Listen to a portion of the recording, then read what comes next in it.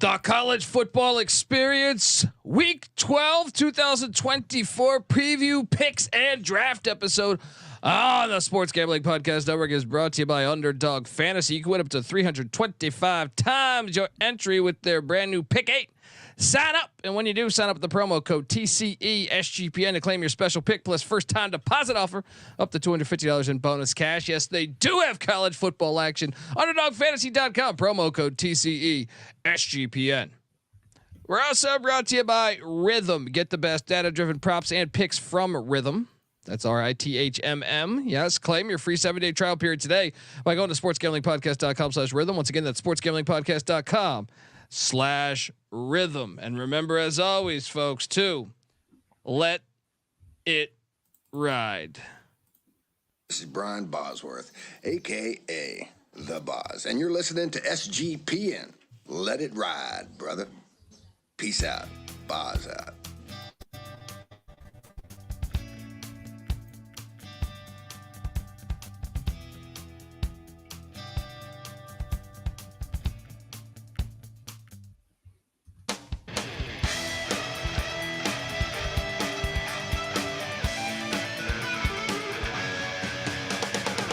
Yes, yes, yes. Woo!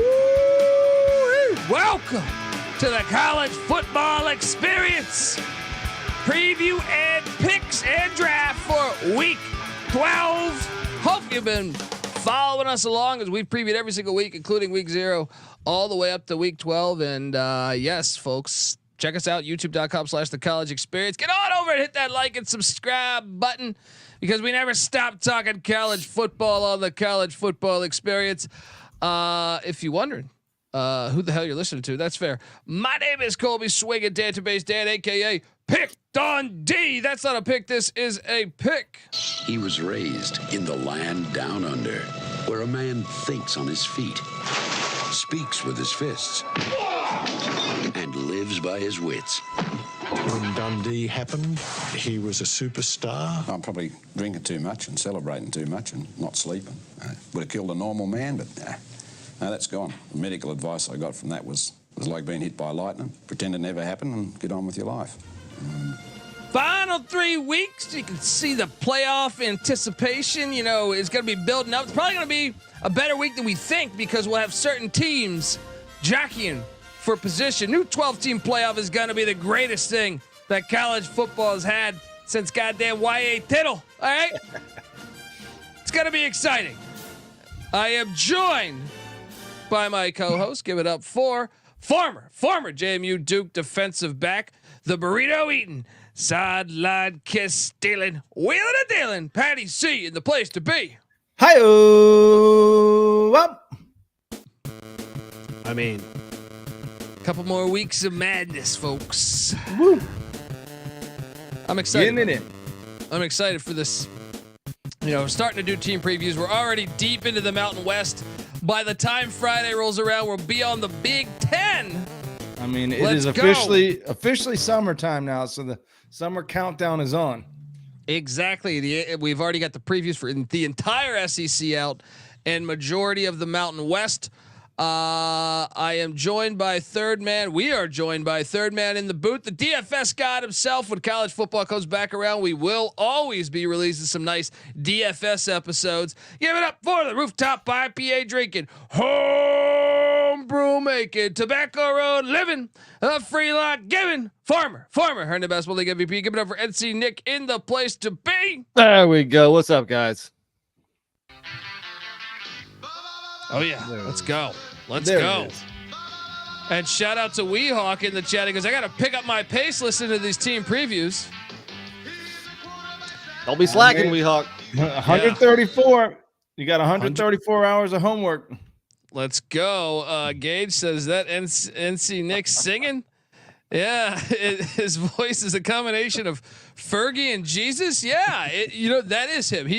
If you're in the Raleigh area, he is known to perform the Bosworth song at several places. Maybe a local coffee shop, anything, singer, songwriter, acoustic. That's right. He's out on the street with his guitar case open. Guys, another week of college football action here, and look, there's not much. I mean, there's news, but there's not news, right? I mean, we finally ended the college baseball regular season, and their coach, such a jackass, as he says, Texas A&M's coach, it's like, I'm not taking another job. My career's meant to be here at College Station, and the very next day, within 16 hours, he's the Texas Longhorns head coach. Heard that before. That's almost intentional. That's almost just for the insult. You can't be that ready. Like, you have to have been in negotiations prior to that, right? Yeah, and he's such a dick to the reporter. And the reporter, the first thing I thought it was logical because he was previously the head coach in baseball at TCU, and Texas's athletic director is Chris Del Conte, who came from TCU. So I thought the reporter was kind of asking a question that I think any of us would deduce, saying, hey, any chance you're going to go but work? Because A&M's got a new athletic director. Ross Bjork's leaving for Ohio State. So you would think, it's a normal question to ask. And then he tears him up and says, my whole life's here. Right? It's my last job of my life. 16 hours later, Texas's coach. Absolutely fucking ridiculous. Yeah, don't feel sorry for Texas A&M. I mean, they very quickly they poached from TCU. They poached him from TCU. They grabbed Mike Elko really quickly. Yeah, Mike Elko left on a plane in the middle of the night too. It happens, I mean, it's just fun that it just adds to the rivalry. Yeah, I thought it was funny also that college football, the video game's coming back. I'm very excited about that. I think, even if you don't play it now, it's something that should be a part of. To me, your fandom growing up, and we grew up with college football, the video game. It helps you. It helps you love the game more. Helps you appreciate all the schools. It just should always happen. They did release their top 25 toughest places to play, and I couldn't help but giggle at Texas A&M being number one.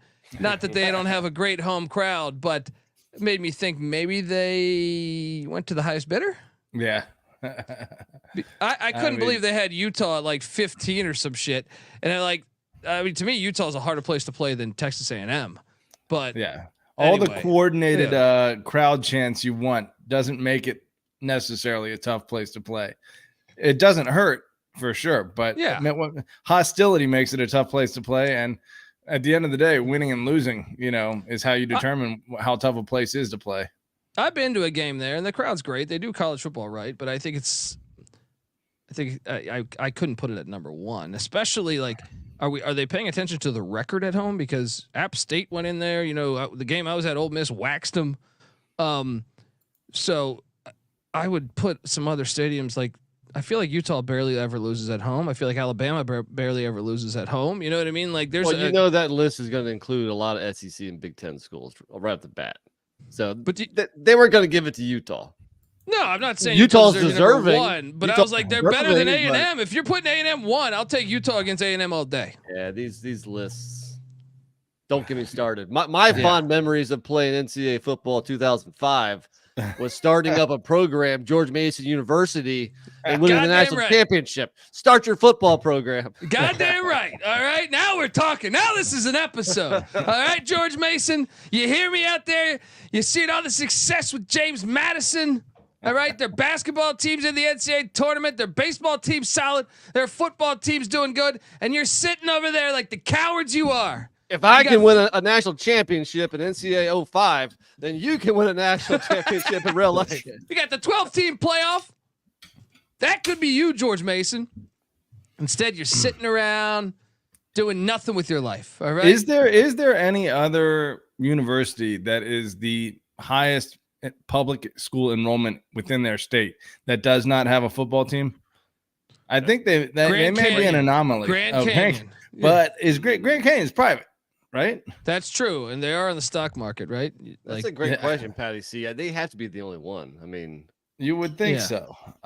Liberty. I mean, I don't know about New York. I guess maybe Albany has they still FCS. At least, George Mason's did at the very least have an FCS. Of course, they can start. It's ridiculous. It's ridiculous. It's absolutely ridiculous. Their whole university should be ashamed of themselves. All right, I'm ashamed because I went there. Folks, I want to tell you're listening to the College Football Experience, part of the Sports Gambling Podcast Network. Make sure to check out the Sports Gambling Podcast as they've started their top 10 fantasy football preview series. The quarterbacks and tight ends episode are already out there and live and ready to listen to. It's never too early for the National Football League. So check it out. And remember, as always, folks, too, let it ride. All right. It is time to draft. It's time to have some fun. Overall thoughts of the week before we get into it. NC Nick, your thoughts on this fine week of football? Well, last week I mentioned that there was only 50 total games, where last year there was 66 in week 11. This week, week 12, is basically the same thing. We only have 55 games. Last year there was 68. So we're going to pick 30 games. We're going to pick more than half of the games. It's not the best week of college football, but what you said earlier is very true, is that this is going to be meaningful for a lot of teams these last 3 weeks of the season, because there's going to be a lot of teams still in the hunt for a playoff berth, and a loss this week or next week might just kick out a team like, I don't know, Tennessee or something. So, yeah, and also all these G5 teams who have a shot at it. So, yeah, that's reason alone to watch a lot of these games. Yeah, I agree. Patty C, what'd you make of the week doing the exercise? A couple good games, but yeah, I mean, kind of lacking firepower and lacking depth. I don't want to be too hard on it. We're going to find out what makes these games fun. That's our job. I mean, half the time our job is to take a shit on the games. When there are good games, we celebrate those. We take a shit on the bad games that we don't like. When there aren't as many good games, we're going to find what makes it fun, because college football at the end of the day is supposed to be fun. And we're going to be watching the games also. So there's going to be reasons why we're watching. So we'll just bring those to the light. I got the top pick and I'm feeling good about it. NC Nick's picking cleanup. Patty C's second. Let's go to it. I got these sweet ass graphics and everything. YouTube.com/the college experience. Hop on over there, hit that like and subscribe button. Well, I kind of threw these together quickly, but I think I did nail number one right. Let me build you a scenario here. First off, what if I told you Arkansas has won 5 of 7 against Texas? I would be surprised. That's accurate, though. 5 of the last 7 games, Arkansas has won against Texas. Right? Impressive. The only 2 wins for Texas coming in 2004 and 2008. Right? So when Mac kind of had it rolling. They played in 2021 and Arkansas whooped that ass. Sarkisian's 0-1 against these teams. They're old Southwestern Conference rivals. And I'm going to build you another scenario here. I think Pulled Pork Pittman will be fired by now. And remember, if you watched when they hired Bobby Petrino, that basketball game that followed, I think it was against Auburn, if memory serves me correct. The crowd chanted Petrino. He was in attendance. I told you this, that they fired him after an 11-2 season for a little dust up on the road, right? He's gonna beat Texas. We're just assuming that he is the head man, or you're speculating if. Well, to me, if you're getting a standing O at the basketball game, they want you back. So to me, if you're firing Sam Pulled Pork Pittman, which I think there's a decent shot he's going to be fired within the first or second bye week, who are you going to give it to? You're going to give the interim spot to the guy who got the standing O, I would imagine, right? True. I mean, and here's the other thing is if he's not fired, it's because they're doing well with Petrino and everything. Yeah. With Petrino at the helm, I mean, as the OC. So either way, you could anticipate that Arkansas will be hyped for this game. I mean, I don't think they even if they're having a tough season, they'll probably be hyped. So yeah, I mean, Texas coming to town, like you said, they've had that success against them. And then Texas, they have tough road trips to, or are they hosting Georgia? They are hosting Georgia. They're hosting Georgia, but it's the week after Red River Shootout. They're at A&M. They're at Michigan. It's gonna be hilarious because I think personally, Arkansas and A&M are gonna be in a position to potentially knock out Texas from the playoffs. Exactly, because I mean, So they say they lose to Georgia and they drop one of the game to maybe Oklahoma. at Michigan or versus Oklahoma. If you drop 3 games, if you go 9-3, could that still potentially get you into the playoff as an SEC team? Yes, but if you're 9-3, you're on shaky ground. So and it was just 3 years ago when Arkansas beat Texas at Arkansas. Yeah. Last year, they almost beat Alabama in Tuscaloosa. So you might look at their record last year and their conference record. It doesn't look that good.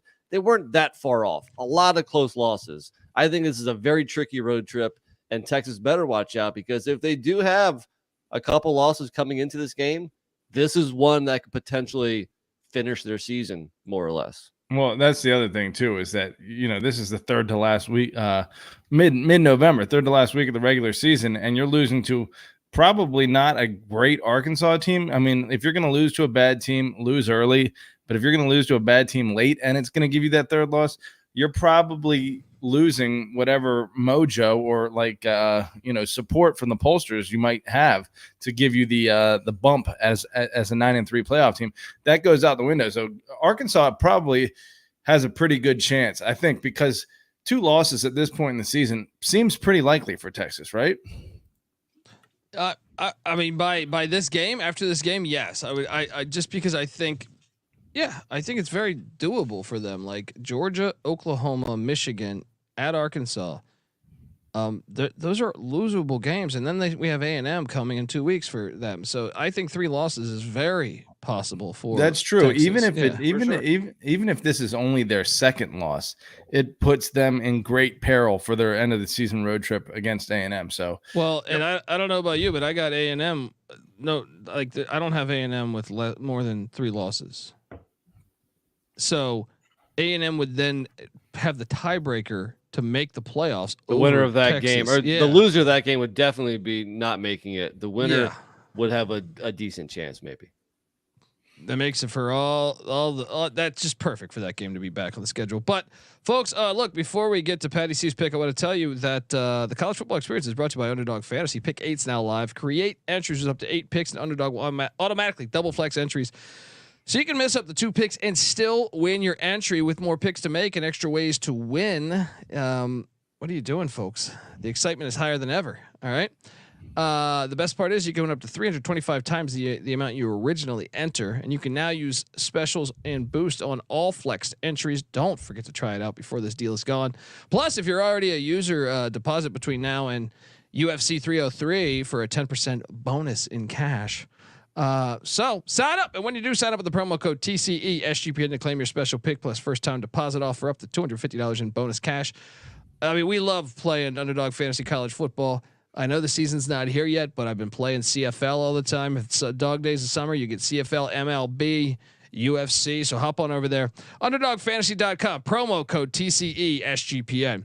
We're also brought to you by Circa Survivor and Circa Millions. Yes, the Circa's back with Circa Survivor and Circa Millions, giving away $16 million in guaranteed prizes. Of course, Circa contests have no rake. Circa Millions, pick 5 NFL teams, ATS each week, and compete for $6 million, or survive the NFL gauntlet to claim the $10 million prize. Sign up in person at Circa Sports between now and September 7th and use a proxy to play from anywhere. As a matter of fact, we actually have a deal right now with footballcontestproxy.com to save you $50 with the promo code SGP. So hop on over there. If you don't have a trip booked for Las Vegas yet before football season, what are you doing? The Ultimate Contest Weekend is a great time to go. You can hang out with my pals, Ryan Real Money Kramer and Sean Stagger the Money Green, and enjoy some of the open bar events at the greatest sports book in the world, August 22nd through August 24th. All right, we are back. Connor Johnson say, what a slate. I don't know if that's sarcasm or if he's just really saying that. Patty C, you're on the clock. Where are you taking us? Well, it's appropriate that you're playing this music at the exact time that it's being played on the TV. So I don't even know where the music's coming from, but I'll tell you this. Number 2 pick, I have it matching your big board here. Tennessee going to Georgia. I know these games have not been competitive, but the spot that Tennessee catches Georgia after Florida and a road trip to Ole Miss in consecutive weeks, they're taking 2 talented teams' best shots on consecutive weeks. They come home I mean, do I think Sanford Stadium is going to be lit for this? Sure. But Tennessee has a much easier slate with 2 winnable home games going into it. Kentucky and Mississippi State both in Knoxville.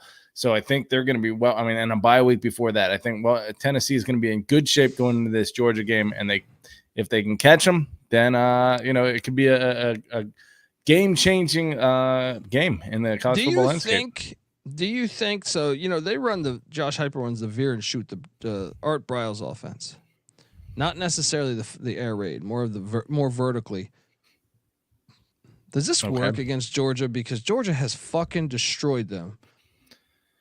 Does this like the ceiling is like you put the veer and shoot in, and you're going to beat a bunch of teams. You're gonna have winning seasons. But is there a cap on that? Because we've never really seen that offense win a championship. That's I'm just asking because look. And by the way, the closest game that I mean, these have been some fucking ass whoopings. 14-point game, with Hendon Hooker at Athens 2 years ago. That wasn't a blowout. I mean, Georgia owned the game, but still Tennessee 2 wasn't. touchdowns. Yeah, I feel like that was Tennessee's best team for a long time, right? But I thought Tennessee scored those in the fourth quarter. I remember watching the game at a bar, and look, Georgia owned the game. It wasn't like necessarily a close game. Tennessee scored one of those in the fourth quarter. So yeah, Georgia definitely controlled the game, but they weren't that far off. I feel like if that game was in Neyland, then it might have been that much closer. So the question is, what was Tennessee this year? Are they more like the 2022 Hendon Hooker team, or are they more like last year, the Joe Milton team? And that all comes down to the quarterback, and that's a huge question. But this could be a game where if you're a Tennessee fan and you have a couple losses coming into it, if you have any hope, you need to win this. And in case you're wondering, last year was a 28-point win in Knoxville by Georgia. It was a 14-point win the year Nick was talking about in 22. It was a 24-point win in Knoxville in 21. During COVID, it was a 23-point win. In 19, it was a 29-point win. In 18, it was a 26-point win, and in 17, it was a 41-point win. So some true ass whoopings. Every single one, 2 touchdowns or more. But I agree with you. You had to play it here just because of the potential. Before Georgia would get like Vanderbilt and Kentucky and stuff before. Now I feel like the gauntlet's a little harder. You're more susceptible to slip. Yeah. That's exactly it. Maybe Georgia was able to really focus in and prep for Tennessee in the past, where now the SEC East isn't there for them, and maybe, like we said, they got 2 tough games in a row. Now, one thing that might benefit them is that Mississippi was just kind of running the same offense with Levy at the helm. I know he just left, but he left a few years ago, but they seem to have been running the same. It seems like they're running it too. Similar system. So, I mean, does the week of preparation for Ole Miss the week before prep them pretty well for Tennessee the following week? Maybe. And it would be something new, like you said, if Tennessee is able to even compete in this game, especially in Georgia. But they're 2 good teams, so I think you got to play it just based on the quality of the teams here. The other thing too we should mention is that the Texas-Arkansas game is already been set. It's a noon kickoff, which makes it a little bit sleepy. So I would imagine, even though we don't have a time for this, it's still TBD. This is either going to be your 3:30 or your prime time. They're probably going to, based on this and the LSU Florida, what game is more important, they'll probably move to prime time. So Tennessee, Georgia, 8:00 Eastern time. I mean, come on, I'll be watching. Yeah. Etsy, Nick, where are you going? All right, I'm going to go to a fake rivalry in the Pac-12. They tried to create it. They tried to make this a rivalry, and it never really stuck. But it's right down your list too. Utah, Colorado. Look, right, same reasons that we just said for the first 2 games. Right now, Utah is the odds-on favorite to win the Big 12 and go to the college football playoff. Now, a loss in week 12 on the road to a Colorado team that might be 500-ish will not look good on that resume. And then, I mean, come on, we still have Coach Prime, and Colorado is still must-watch TV. So I think Utah at Colorado If it was flipped, if it was Colorado at Utah, not so much. But this is a fascinating game. Sign me up. Although Colorado at Utah last year was like a 7-point game, and both quarterbacks were out. Shador Sanders didn't play, or Cam Rising. But here's why it's going to be awesome, in my opinion. First off, I think Colorado is a contender in the Big 12, right? But I think everyone's a contender in the Big 12. But the Holy War is the week before. Mm-hmm. That is why Colorado's in a great spot to win this game in Boulder. Like, Utah and BYU haven't played in a few years because of that.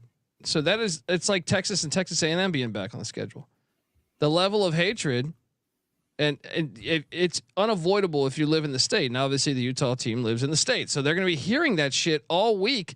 Now, yes, does Deion put I'm sure they they know the moment. Like, Colorado's being talked about a shit ton, but I think it's one of the best spots on Colorado's schedule to pull off an upset, because coming off that Holy War, and Utah, say what you want. Like, we love Utah. I love Kyle Whittingham. His team on the road has always been way different than at home. So I can't wait to watch this one. Yeah. Also, too, like, if you're looking at an at-large bid, if you're a Big 12 or an ACC school, I don't think 9-3 gets it done. I think that could possibly work for an SEC or a Big 10 school, but I think you really have to be 10-2 if you want the at-large. And Utah could certainly have a loss. They have some tricky road trips on their schedule. They play at Oklahoma State. They play at Arizona State, which, looking at things, it doesn't sound tricky. Historically, they've been horrible in the desert. The trip to the desert is always tricky. Yeah. You have at Houston, where Houston almost beat Texas last year. And then not only this game here, but then to finish the season at UCF. That's a loss, man. They're going to lose that game at UCF. I don't know if you can say for sure that that's a loss, but it's a tough spot for Utah. I like UCF to win that game, but I'll say this: I love the Big 12 this year. I think it's the most interesting conference personally, but I think they're only getting one team. I'm in the middle of doing. I just did some stuff with SGP talking Big 12. There's too much carnage. There's too many good teams. Like, there's no great teams, but there's too many good teams, and I also think there's too many good home environments. My fear in general with this college football playoffs is that the Big 12 and ACC might only get one team. And I just don't think that's a true representation of the whole nation as far as college football. I really hope it's not just all loaded with SEC and Big 10 schools. I hope so too, but I'm not optimistic about that. But I will say, like, I also think it's unfair because I yes, like, an SEC schedule's some of those teams are absolutely insane, but some of them aren't. You know what I mean? Like, we've already previewed every SEC team. Some of those schedules, I think you could argue that some of the Big 12 schedules are stronger than some of the SEC teams. Not all. Sure. The other thing is, like, if there is the perception that, there is too little of representation for the ACC and the Big 12, and at that point you're comparing 3-loss SEC and Big 10 teams versus 1 or 2-loss ACC and Big 12 teams, I think that helps the ACC and Big 12 get another bid. I mean, maybe the networks want to see as many SEC and Big 10 teams as they can get, but I think the nation's going to be like, fuck this, man. I don't want to see a 3-loss SEC team when there's a 2-loss Big 12 team out there. And the only thing helping the ACC for the time being until these schools leave is that Florida State, Clemson, Miami, they're still national brands.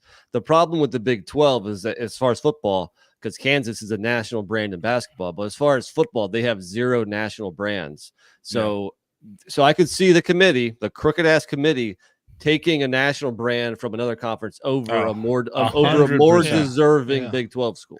Let me ask you this. Does this game, is it more fun as a Pac-12 game or a Big 12 game? Big 12? Just because Colorado's a Big 8 team, a Big 12 team. It's just who they are. Like, you put them in the Pac-12, it never fit perfectly and to me. Utah can act like they are the most Pac-12 team ever. They were in there for how many years? Like a decade. Yeah. And, they were in the Mountain West before, which is so much more like the Big 12. Both these teams belong in the Big 12. And the fact that this has Big 12 championship ramifications, at least for Utah, certainly. And then, depending on how good Colorado is, I think this game's awesome. I think it may be even more deserving than the Tennessee Georgia game for the number 2 slot. In retrospect here. Yeah. What's that? And just the contrast of styles. I mean, is there anyone flashier than Dion? Is there anyone less flashy than Kyle Whittingham? True. I like true. it.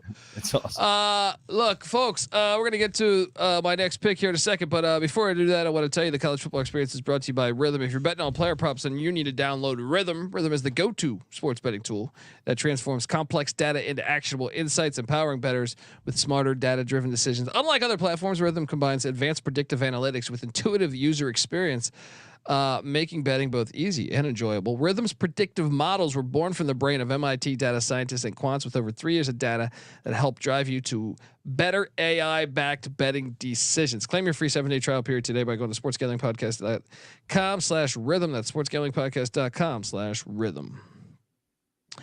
All right, back on the college football experience. Shout out to East Coast Kev. I think he might be a Buffalo fan. I love it. Go Buffs. Let's go. I got a song for us. I do think people, I was doing a deep dive on them. I think people are undervaluing them. And it's crazy how many people think Colorado's first year was a disaster. I just argued with our own producer on SGP. He was like, that last year was a disaster. They won 4 times more the amount of games than the year before. All right. They won 4 times more than the year before. And how about this? They had 4 7-point losses or less against 8-win teams or more. So they had 5 total losses by a touchdown or less. 4 of those were against USC, 8 wins, UCLA, 8 wins, Oregon State, I think 8 or 9, Arizona was 10, Utah was 8 or 9. So like they're that, and I would argue that the Big 12 is worse than the Pac-12 was last year. Oh, of course. Let me ask you this. Pac-12 was the second best conference last year. Yeah. Pac-12 was great. They had a tough slate. And let me ask you this, though. Eye test, honestly, how do you think they did? I mean, at times, very impressive offensively, certainly. At times, you could just tell they weren't a complete team. You could tell they weren't great in the trenches. And I mean, that, the flashy quarterback and receivers will only take you so far. You need linemen, offensive. But they're so much better on the line of scrimmage this year. That's why I feel like, and to me, the big thing was also Travis Hunter was out for like a month. Yeah. If they had Travis Hunter, that was, I just think they're so much of a better team. And I actually projected, I think on the Colorado preview, I said, I locked up the over, but I said 4 wins at the most 5. And they blew a 28-point lead against Stanford. That would have been 5. Right. and I think they're just in a really good spot. Like when I was doing my exercise on the Big 12, I'm like sitting there like, I think an 8-4 team is going to be in the Big 12 championship. Right. I really believe that because there's too much carnage. They play a 9-game schedule. They have a really impressive non-con schedule too. Like playing there's one week we did like week 3 where they're all at like group of 5s. Right.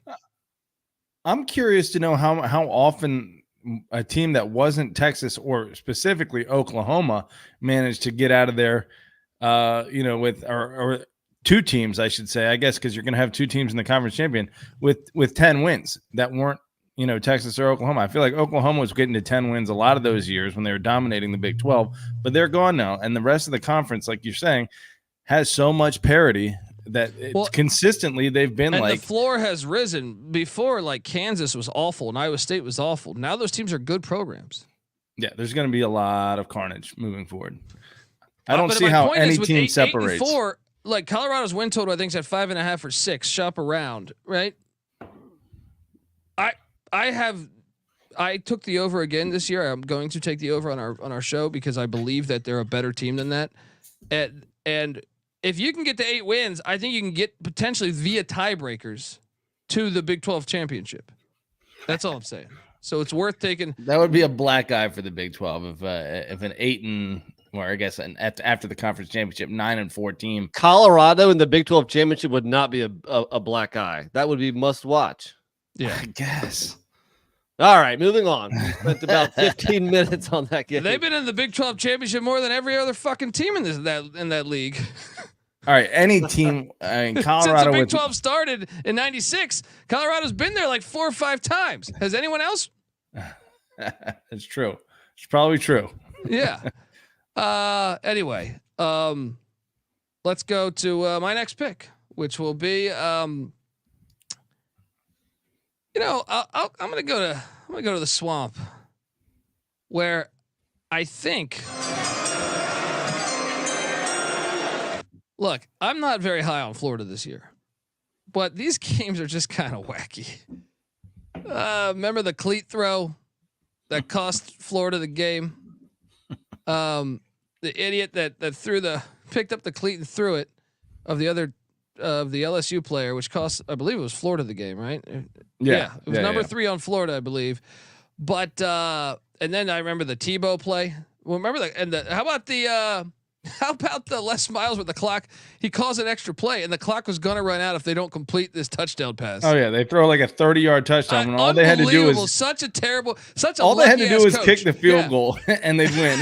And they were in field goal range. He's like, I'm throwing to the end zone with 5 seconds left. Like, literally a touchdown with 2 seconds left, a deflection, and the game is over. Yeah, LSU has won 5 straight though.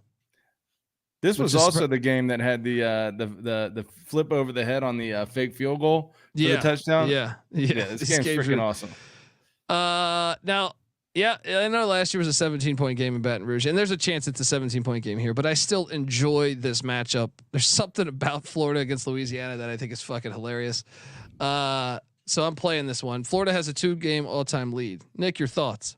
Yeah, I mean, I do think it's an interesting game. Hopefully, much like the game we just played, LSU is coming off Alabama. So I would also chalk this up as a tricky road trip if the coaching staff is still intact and if Florida is still trying to win football games at this point in the season. If so, then LSU better watch out. If not, then they're going to catch a big break and they might win by double digits. But I just think that there's so much history in this game that it definitely belongs to be, top 5. Will Napier be coaching in this game, guys? Probably not. Yeah, probably not. So but either. I don't necessarily think that means that Florida is going to drop off that much. Without him at the helm. I think the swamp is always a dangerous place to play. I think LSU better be careful. LSU, especially if they're. I mean, who do they have? Aspirations. They have. Alabama the week before, maybe they come. It's a lot like the Texas and Arkansas game. Yeah, I mean, if the season is shit, then maybe this is their Super Bowl. Yeah, it could be 34, 33, and 3 all-time LSU with the 1-point edge. Woo. But by the way, that Colorado Utah series 35-32 all-time. Wait, I see Florida with the two-game lead. What are you talking about? I'm on Winsipedia. That's is that where you're pulling your Oh, yeah, you're probably right because I'm on Wikipedia and they have vacated wins, which with these two programs which one is right. Yeah. They're probably deleting 70 years of history. They've only played 8 times. All right, it jumps over to you, Patty C. All right, let's take a little look around here. Let me go back to the list here. I'm going to take us to, I mean, this is not a very interesting game, so maybe I don't play that one. But it is one that's been played a lot, and I have to play something. So I'm going to take us to a Pac-12, former Pac-12 game. Do I want to play this? No, I'm not. I'm not going to play that. Yeah, I'm not playing that. There's better out there right now. I'm taking us to Friday night. Just for a fun college football game that I'll certainly be watching. You might not like it, but it is the game that has been played most of any game on this slate. It's a rivalry game. It's a pretty hotly contested rivalry. We have Wyoming traveling to Colorado State. I love this game, dude. I had this in my top 10. I'm not on the spreadsheet, but in my head, I was like, this game's awesome. They're like 45 minutes apart. What's this for? The battle? What's it called again? The battle? Is it the battle? It's not the Battle of the Boot, right? Is it? I gotta look that up. It might be it. It might be the Battle of the Boot, right? Border War, I think it is. Battle of the Boot is what? No, it is Battle of the Boot. It is the Bronze Boot. Okay. Yeah. I had no idea this was such a big rivalry until we went to Laramie last year. And then I knew it was a big game, but I didn't realize, like, especially on Wyoming side, I mean, this is their biggest rival. Is it Colorado State's biggest rival, or is Colorado? That's the question. Yeah, and Colorado State also has a little bit of a rivalry with Air Force, but Colorado State leads the rivalry all time, 59, 51, and 6. 115 times this bad boy's been played. Wyoming's won 7 of 8. Closing that gap awfully fast.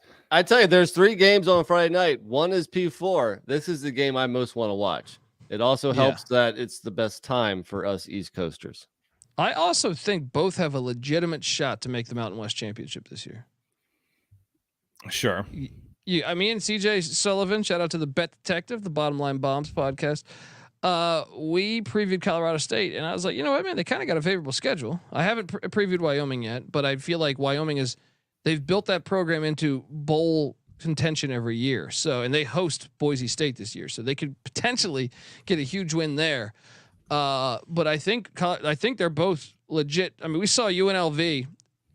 Yeah, we have 2 6-loss teams make the conference championship last year. I mean, UNLV the year before was like a 2-win team or something, and they went to the championship. San Jose State won the Mountain West not that long ago. Utah State won the Mountain West not that long ago. So why couldn't it be Colorado State or Wyoming this year? Fresno, it's been more diverse than you think. I think everyone thinks, oh, it's always Boise. No, in the past 5 years, San Jose State's won it, Utah State's won it, Fresno State's won it, Boise State's won it. So, and then it's different if you go through who they played too. Wyoming had a better record than both of the conference championship contenders last year, which was Boise finished 8-6, UNLV 9-5. Wyoming was 9-4, and they were 1 game out from a conference standpoint of the championship. So they're close. Colorado State going to be getting a lot closer in year 3 under Norvell. Would you guys agree with that? Well, especially they have a very favorable schedule. They don't get Boise or Fresno. So like I think they can be in that mix. I really think they could be in that mix this year. That would be fun if this actually had some implications late in the season. Yeah, it should. Anyway, NC Nick. Yeah, and by the way, shout out to Weehawk, who goes, looks like for teams that have played in the Big 12 championship, Colorado and Kansas State are tied. There we go. See, that's my point. They took 10 years off and are still in the league. 10 years, 14 years, 14 believe, years, right? yeah. Yeah. So anyway, NC Nick, where are you taking us? All right, first Big Ten, the new Big Ten game of the week. It's just kind of like a lot of the others. We have one team who is a favored to make the college football playoff. And here in this case, it's the Oregon Ducks. And they're going to a tricky road game at Wisconsin, Camp Randall. I mean, Wisconsin has Alabama, Penn State, and Oregon all coming to them this year. Can they win one of those? That's the question. Is Wisconsin going to improve in year 2, or are they going to be an average team like last year? That's the question. Can they hang with Oregon at home? I know it's a tricky road spot, so the Ducks better watch out. And Oregon, this series is 3-3 all the time. Oregon's won 3 straight. All right. So look, I'm excited for this. I do think this is I think Oregon's going to lose this game. Wisconsin coming off a bye as well. Yeah, I think this is the one statement. Well, look, they're going to get somebody. I don't think it's going to be Alabama. I don't think it's going to be Penn State. It could be Penn State, but I think they're going to get one of the 3. And have you seen Drew Aller on the road? That's true. That's true. But one of the 3 they're going to get, and they're going to storm that field. I project that this year we will see the Badger crazies. All right, jumping around there, tearing down the goddamn goalpost. It's going to be fantastic. Let me tell you this. Thoughts. Wisconsin finished number 62 in the nation in rushing. They finished number 71 in the nation in passing. That is the Wisconsin air raid right there. They're still a better running team than they are a passing team. And Oregon is a physical team still. That is still they're Wisconsin with Ron Dane. Oregon is. They've reversed. No, I mean Oregon likes to throw, but they've been super physical under Dan Lanning to me. Yeah. I mean, I think that got started under Cristobal, but Dan Lanning obviously took it up a whole other notch. But I think that is so ingrained in the DNA that it's of Wisconsin, playing physical football, that it's going to take more than a year or two for them to be susceptible to and be less physical than the team across the line of scrimmage from them. So if that's the strength of Oregon, obviously that played out against Liberty, who surprisingly has an amazing offensive line. I didn't realize that they had like the best offensive line in the nation, and Oregon still whooped them. But still, I think Wisconsin might be a little bit better. Did you say Liberty has had the best O-line in the nation? From statistically, from what I saw recently. Yeah, they played nobody. But yeah. Okay, but either way, I'd say Washington might have the best O-line in the nation, but or Michigan, whatever. Right. I think both of those were on the list, but either way, Oregon, maybe Liberty, it doesn't really count because of the level of competition. But what I'm saying is Wisconsin is probably decently equipped to stop what Oregon does specifically to make this into a game. I think Oregon probably has more tools on the edge, obviously, than Wisconsin has, but in the trenches, we might see a stalemate. And then if Wisconsin can start getting that dairy raid thing going, maybe this game is a little more competitive in Camp Randall than anyone's thinking. I'm telling you, I think it's a competitive game. I don't think it's going to be a blowout. College football, you have a home like Wisconsin. Okay, they were not good last year, but even with them not being good, it's a program that wins. And to me, a top 10 team coming in there, it's going to be a game. I don't think this is going to be a blowout by any means.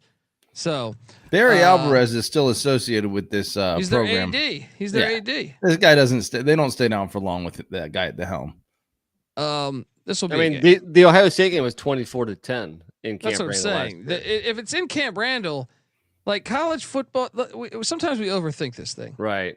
It's hard to win on the road. Yeah, there's a reason why a lot of times your national champ plays 4 road games. I did a deep dive on this shit. It was like majority of the national champs, I feel like over the past 15 years have played 4 road games. And normally it's like one of those is like a Vanderbilt game or a bullshit road game like at an empty stadium at Northwestern or something. So I think this is a complete awesome game. And look, that's me saying something positive about the Big Ten. So there we go. Jumps back to Dundee, and look, NC Nick has just been hyping this team up. I don't know. Him and his wife are watching the Ozarks. All right. I think he just, was fascinated with that show. He's probably looking at getting a lake house up there. But isn't that in Arkansas? Isn't that in Missouri? I thought it was in Missouri. A little bit of both. Yeah. I think Ozarks are Southern Missouri. Yeah, I think maybe it's northern Arkansas. Okay. Yeah, I think that show takes place in Missouri, buddy. You sure about that? Yeah, I think so. Both. They do touch each other. But the show, I think, like where they get their house and stuff, he's talking about Missouri. Anyway, he's been sprinkling this around. I see his little videos doing out there saying Missouri's gonna watch out. There's something I know. If Shane Beamer is here, now that is an if, just like the Napier thing. One thing Shane Beamer we can say about him, they close the season strong. I feel like every year they suck at the beginning of he's like Mike Gundy 2.0, right? So when I think about Missouri traveling into Williams-Brice, Eli Drinkwitz, you better watch out. If you got playoff aspirations, jumping into Williams-Brice. Now the downside is this. Missouri has kicked the shit out of South Carolina ever since they've joined the SEC. But I still think we've never seen Missouri as a top 10 team. Maybe the first years of Pinkel or something, but I think this is a dangerous game. Nick, your thoughts? No, I agree. And again, Missouri could be one of those teams in the mix, for the playoffs at this point in the season. Maybe they only have 1 loss or 2 losses coming into this. The funny thing about this week is that we have a lot of those teams that are on the road. So I think on the surface, we look at it and we're like, oh man, you know what? This week's kind of dull. This is one of those weeks that could get really sneaky and have a lot of big time upsets that we don't see coming. Every college football season, there's 1 week where we're not too excited about it and it's fucking crazy. And like crazy shit happens. It could be this week. It could be this game. Missouri's won 5 straight against them, and they've been ugly, 34-14. Not all of them. A few of them have been pretty close. I mean, 3 of them within 2 scores out of those 5.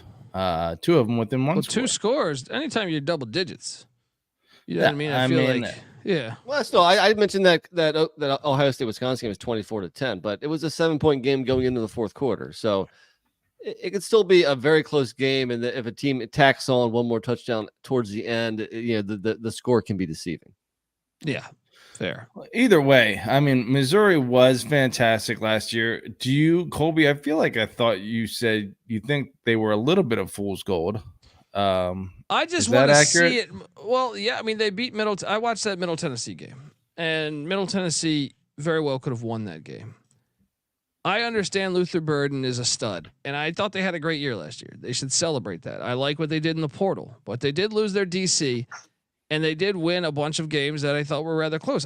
Sometimes that's not sustainable. Sometimes you see that year in, 1 year and a team gets up. Beating Ohio State in the bowl game is probably deceiving a lot of fans. A severely depleted Ohio State team. That is not how good Missouri actually is.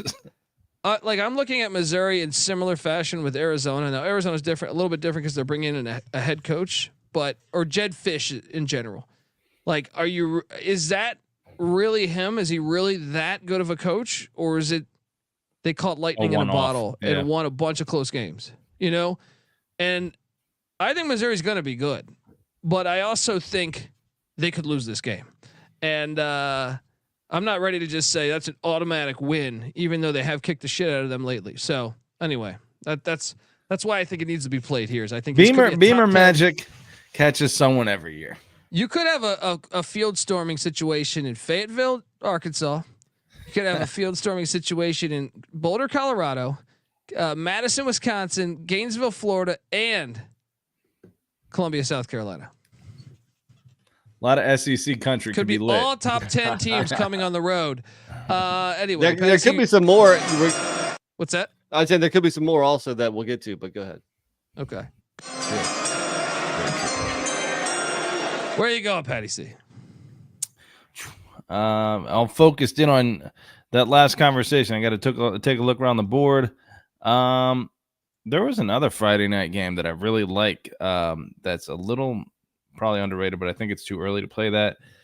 I am gonna go. Gosh, would you guys feel like there's a little drop off here?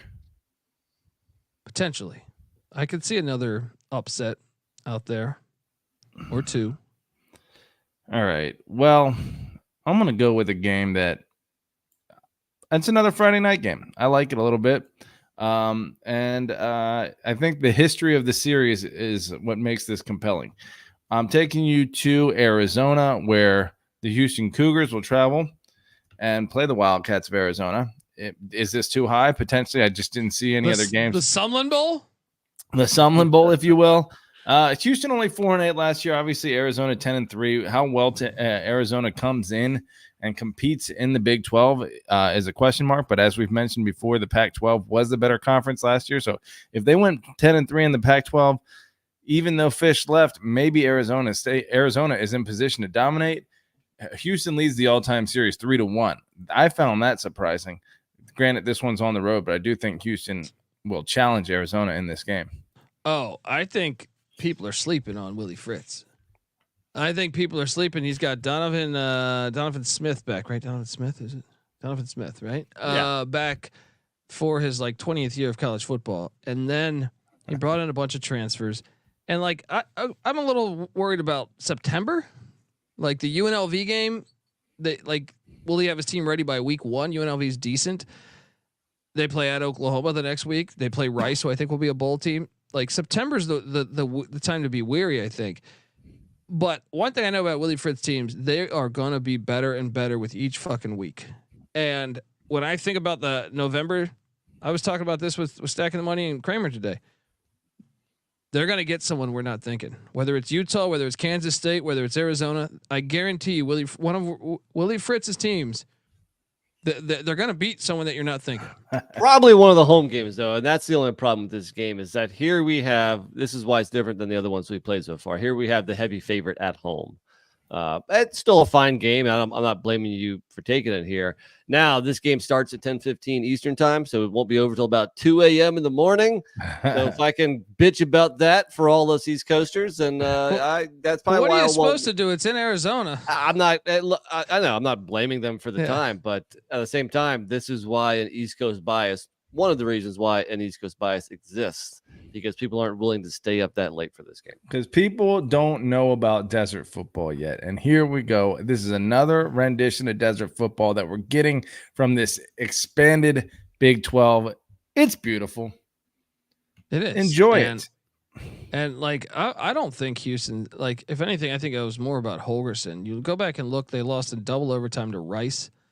They should have beat Texas potentially. They were loading that up a bullshit, non-reviewed spot, and kept it within 2 scores against UCF and Oklahoma State. So I mean, I don't think that the programs they beat West Virginia. Now, granted, it was on a Hail Mary, but they should have won even before that. I don't think the team's as bad as people think. So, do you think that I think they're a bold team this year? Another year getting prepped for the week in, week out slog will, help Houston, the Power 4 slog, as it were, will help Houston. I just think Dana Holgorsen, I'm not sure how good of a coach he really is. Now, we'll see if he lands up somewhere in, the group of 5. I just think Willie Fritz is so much better of a coach. He's going to come in and take that same talent, and I think he's gonna be better than what people think. Just right off the, I actually think that when it's all said and done, I think you might be able to make an argument that was the best hire of the whole coaching, cycle. He certainly took a Tulane team that had not done a damn thing in a long time and made them elite for and it wasn't an extended period of time. He was getting players drafted by them. The development, I think was very good. And he goes to Houston, where he was a coach of Sam Houston State for a long time. One of the things he said is he's really been plugged in. He knows all the high school coaches there, so the shoe fits, man. So keep an eye out for that one. Anyway, NC Nick. Apparently on Big Ten, Nick, this week. Look, this game might not be that great this year, but whenever I see Nebraska and USC playing, good pick. Come on, man. You got to tune in, right? These are 2 like college football heavyweight programs throughout the history of 80s or 90s or whatever. Nebraska at USC sounds like a fun game. Sign me up. USC 4-0-1. There's one tie all time. How about this though? Nebraska, if you take all the Power 5 teams, which is like 70 teams, the last team to make a bowl game is Nebraska. Vanderbilt has made a bowl game more recently than Nebraska. That's Northwestern, sad. All those teams. Have made a Yep. That's wild. They're the last team out of every single Power 5 team to have been to a bowl. That's a crazy stat. That's what happens when you ditch the triple option. That's what they get. The last time they played though was in 2014. USC won 45-42 in the Holiday Bowl. I think you got to play it here. I think it's worthy of that being played here. USC all-time undefeated in this game, 4-0-1. Yep. So maybe Matt Rule can steal one at the Coliseum here. What do you think, Patty C? On uniforms alone, we were alive for both of these teams' heydays, obviously. From like 93 to 2005 or 6, they combined for essentially 6 national championships appearances, or I guess votes in a 12 or 13 year period. So they were 2 super dominant teams for a good portion of our life. Unfortunately, both of them are down right now. However, you can't not remember that when watching these 2 teams. So yeah, it's fun. Is it fair to say USC is down? I mean, they were damn near close to going into the playoffs 2 years ago. Yeah, they won 8 games still last year. Yeah, I'm just dumping on them while I get the chance because they're USC. Fair enough. All right, what we got next? Jumps back to me.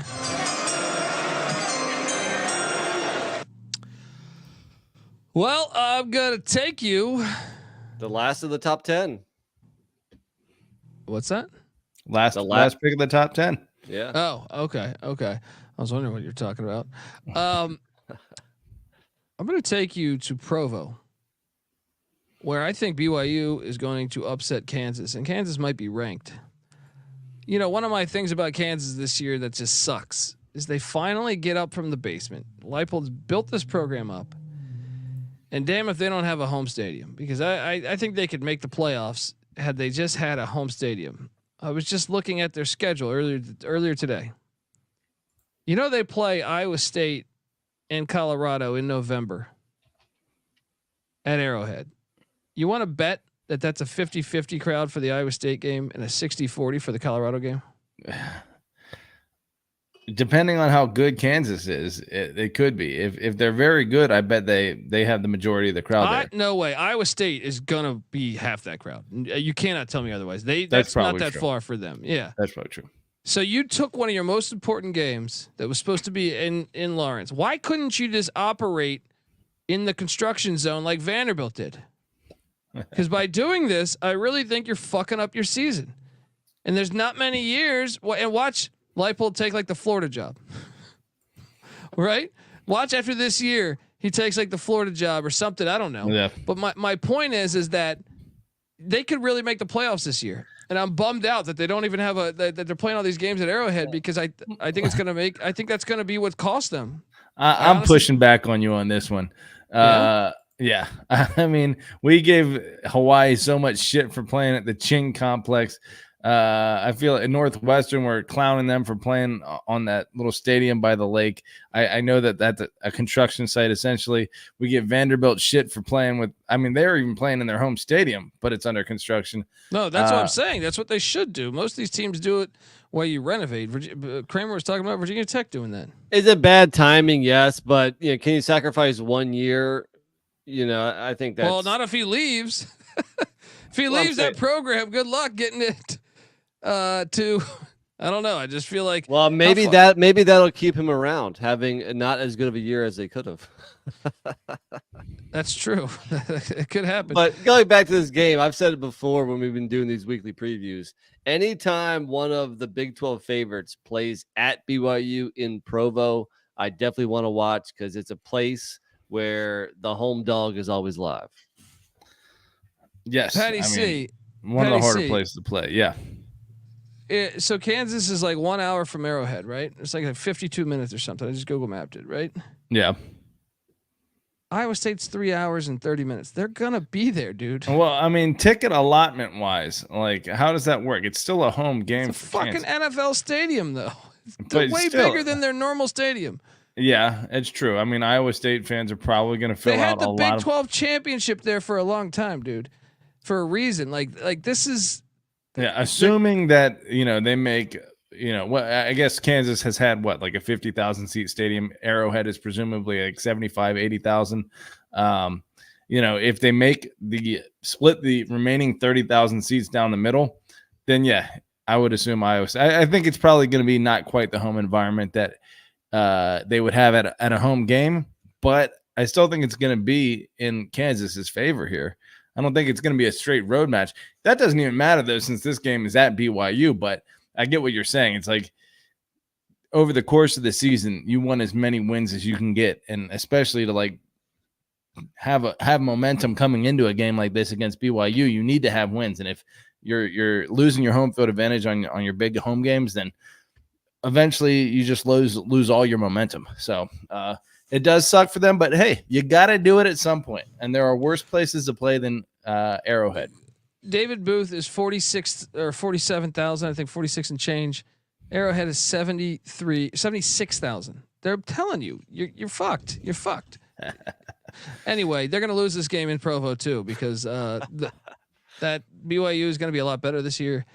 And I just think it's a tough road trip. So give me this one. And see, Nick, you already talked about this. Patty C, what's your thoughts on this game, actually? I mean, Kansas going to BYU. I think BYU, again, I'm rooting for these group of 5 teams that came into the Big 12 to find their footing. I think maybe because Nick took such a dump on us for them struggling in year one. I want to see them. You were right. I was wrong. Yeah. I should probably start drinking just for that as we speak. But I think I still owe Nick 5 shots. This is the latest payment on that ever. Weehawk's a Kansas fan. He's telling you he's from Kansas, I believe. That's the story. No games in Lawrence and win Big 12. ISU will be half the crowd. That's what I'm saying though, man. It's gonna be an issue, man. I don't feel nearly as good about their win total as most years. When you're playing your home games in another state, that's tough. That's tough. Anyway, Patty C, it jumps back to you. Where are you going?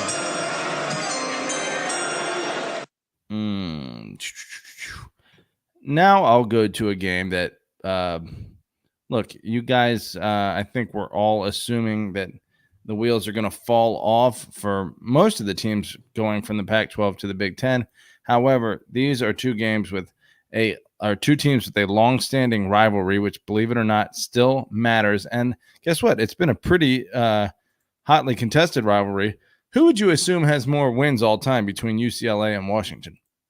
I would assume Washington, but not by much. But you would be wrong because UCLA leads that all-time series 41-33. So there must have been a time when UCLA was a much better program than they have been. There was, yeah. But either way, Washington defending national championship contender. And Washington's lost 2 straight to him. Hello. Washington might have played for the national championship the year before and lost in Pasadena. Sean and Ryan were at that game. Unfortunately, I would love to catch this on a Friday night or something, but it will be on a Saturday. But look, it's just a lot of tradition in this game. Who knows how good these two teams are, but just based on the quality of the two programs, I got to play it here. No, and it goes back like 100 years. So, I mean, yeah. NC Nick, your thoughts on UCLA at Washington? I think it's fair. I think it'd be a lot better last year. There's question marks on how good either of these teams will be this year, but it does go back a ways. Solid conference game. Am I excited to watch this? Not really. But I don't have a problem with it being played here either, if that makes sense. All right. This just goes back to the fact that Pac-12 rivalries only exist like within the same state or cross town. Like these teams have played each other forever within the same conference, and no one gets excited because they're so far away from each other. They're an entire coastline away from each other. But anyway, it's nice uniforms. UCLA, Washington.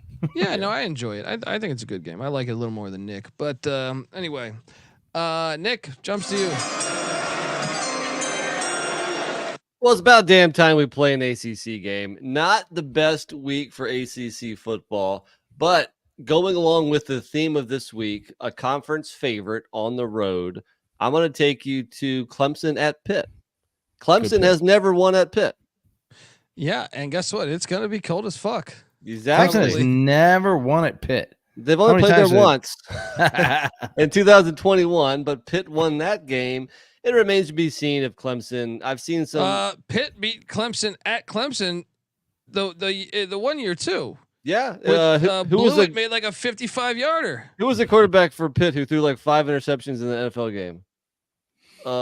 Peterman. Yes. Yeah, Nathan Peterman. Yeah, good pull. You know why this game fucks with them every time they play? Like I feel like Pitt can bang with Clemson. That's the difference. Like Pitt can bang with them. Now Pitt's offense is always a mystery. But I just feel like on the line of scrimmage, most of the time Clemson has a huge edge over every other ACC team on the line of scrimmage, maybe minus Florida State and Miami. But I'm saying other than that, like Pitt is one that I think is not afraid of that. They welcome it. And I think that's why they kind of give them problems. Yeah. This is a dangerous game. The goalpost could go down too. Pat, your thoughts? Well, again, you've mentioned 1,000 times that Pitt is one of the most slept on teams in terms of producing NFL talent. And generally, Clemson has a talent advantage on a lot of the ACC teams they play. But I don't know that that's the case with Pitt. Now, Pitt, despite that talent, as we've also mentioned 1,000 times, finds a way to stay mediocre despite it. They're what Clemson used to be. Right. But that team is capable of beating Clemson on talent, sometimes on coaching, certainly on toughness in the trenches, like you've said. I think they might be a thorn in Clemson's side in November in Pittsburgh. Yeah, Can we add Pittsburgh to Colby's list about complete mysteries? Or do you think they're going to be bad? So I have my list is growing. my list. Who did I add today to it or yesterday to it? I want to say I put who the fuck was it? I don't know, but maybe it was. I want to say it was maybe Texas Tech, Pitt, TCU, Syracuse, TCU, Washington, Cal. Cal is one where I think there's like 15 mystery teams this year. I'd say Auburn. Yeah. And it's gonna be fun to watch because you're sitting there. One of those will emerge as a legit power team. Yeah. One will. It's a fun matchup. Anyway, look, if you're watching this on YouTube, well, stay put. But if you're on the audio side, make sure to check out the B side where we draft the rest of the top 30 games of the week, and check out all of our team previews, all 134 team previews as we go team by team. So hop on over there, check out the College Football Experience, youtube.com/the College Experience. Also, wherever podcasts can be found, check out the Stadium Heads podcast too. Myself and Michael Barker talking stadiums. We went through all of the ACC stadiums. So go check that out. Every other conference too. SEC, Big Ten. We got the Sun Belt just dropped this past week. AAC scheduled for this week, but we've covered every other conference. Go check them all out, folks. Get the SGPN app. It's free to download in the App Store and Google Play Store. Until next time, folks, this is the College Football Experience. You better start thinking about yours. All right. And we are back on the College Football Experience B-side, where things get loose. Make sure you check out the A-side, where we went through our top draft picks. Also talked a little bit about the EA Sports college football game coming out, and Texas poaching Texas A&M's baseball coach. Go listen to it all. But right now we are at the point where we are back drafting games. We just drafted Clemson Pitt. So like I said, there's a bunch of other ones that have been out there. Go check it out. I am on the clock. And I'm going to take you to a weeknight game. You know, if the NC Nick, I know Weehawks in the chat. He tagged us in his Phil Steele magazine. Shout out to Phil. He's on our show every year. Great guy. If you look at Phil Steele's most improved team in all of college football, it's the East Carolina Pirates. Oh, you've been waiting to drop that as soon as you bought that magazine. Well, I was trying to tell you guys this the past 6 months that I think this team is. Oh, you've told us. You have told us. You weren't trying to. You were successful. You were successful letting us know. Oh yeah, and look, they went out, and that I'm telling you, that Vince McMahon, that Golden Corral money starting to come into that NIL collective. I think we're bringing in guys from Penn State, Ole Miss, North Carolina, Oregon, Ohio State, Missouri, Miami, West Virginia, Florida State, Louisville, South Carolina. I mean, we are going for it. And this game terrifies me because this is the sleepiest to me. It's like NC Nick would bring up, sometimes you fear that game at Temple late in the year, sometimes when Temple's decent because no one will be there.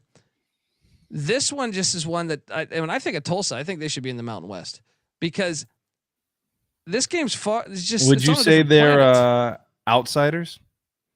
Ooh, I like that. I like that reference there. Yes, go check out the Outsiders House if you're there. But this, I was really impressed with Kevin Wilson in year one. When I look at ECU's schedule, I see a very favorable schedule that could get them in contention for the AAC championship, which means potentially the 12-team playoff. But I can tell you this, it's a very favorable schedule because look at, I'm talking in conference. Who are the best teams in the conference? If you had to guess, guys, Memphis, UTSA. Sure. Who would the third team be? FAU, maybe. Potentially. USF. Yeah. Well, guess what? They don't play USF. They don't play Memphis. They get UTSA in September, which is when you want them, in my opinion, in Greenville. They also get Florida Atlantic in Greenville. When you look at the road schedule in conference, you say, We're at Charlotte. Selling it. We're at Charlotte. Biff Poggi's Biff Poggi. So that's a dangerous game. We're at Army, triple option, but Mike Houston dealt with that for a long time. He was at the Citadel, ran the option there when they knocked off South Carolina. At Tulsa and at North Texas. Look, I agree with you. I think Mike Houston's a good coach, and he's going to come back. I think last year was bad, but I think you are more down on Mike Houston. Well, you can normally tell a good coach by the special teams, and he's been horrible on special teams. But it's a roller coaster with you and him. Yeah, I'm not the biggest fan. Very love-hate. But I can tell you this. I think we've never been this active in the portal. I've never once seen an off season like this. So I'm very excited about the future, but this game scares the fuck out of me, to tell you the truth. Kevin Wilson did a great job at Tulsa in year one. I think that program is flying under the radar. No one's talking about them or ECU, but this game scares me. H.A. Chapman, because it's just the flight that is like, what? You can't even you got to fly into Oklahoma City and then drive a couple hours. And they could be coming off a big home win against FAU. So, I think this game belongs to be played here. I think it is tricky. And also the only standalone game of the entire week. For some reason, college football only wants to play one game on this Thursday. Wow. Thankfully, the FCS said, hey, they're going to give us Grambling and Alabama A&M. Oh, nice. Hey, better than nothing, buddy. Well, kudos to ECU for finding a way after a 2-10 to have everyone's eyeballs on them for a late November game. Impressively done. Those are the benefits of being flexible like that. So I think it could be a good game. I think it might be a little high. I think you typically play ECU a little high, but if you may look like a clairvoyant at the end of the year if ECU is a AAC contender. I think both teams are contenders. I'm not ready to I don't think Memphis Silverfish hasn't proven shit to me. All right. So I think both are contenders. Anyway, jumps over to you.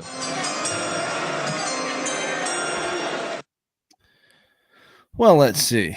There is the true JFK Bowl that I'm looking at. Talk about ACC ball. But no. We're going to go into the Big 12 here. There are two games that are intriguing here, probably equal in standing, but I'm just going to choose the one that I think is better, and that is Baylor at West Virginia. Baylor is certainly the mystery team. Oh, for sure. Yep. Baylor is certainly they've been a mystery team for like a decade, but I like this play anyway. Dub V leads the all-time series 8-4. I'm actually surprised they've played that many times.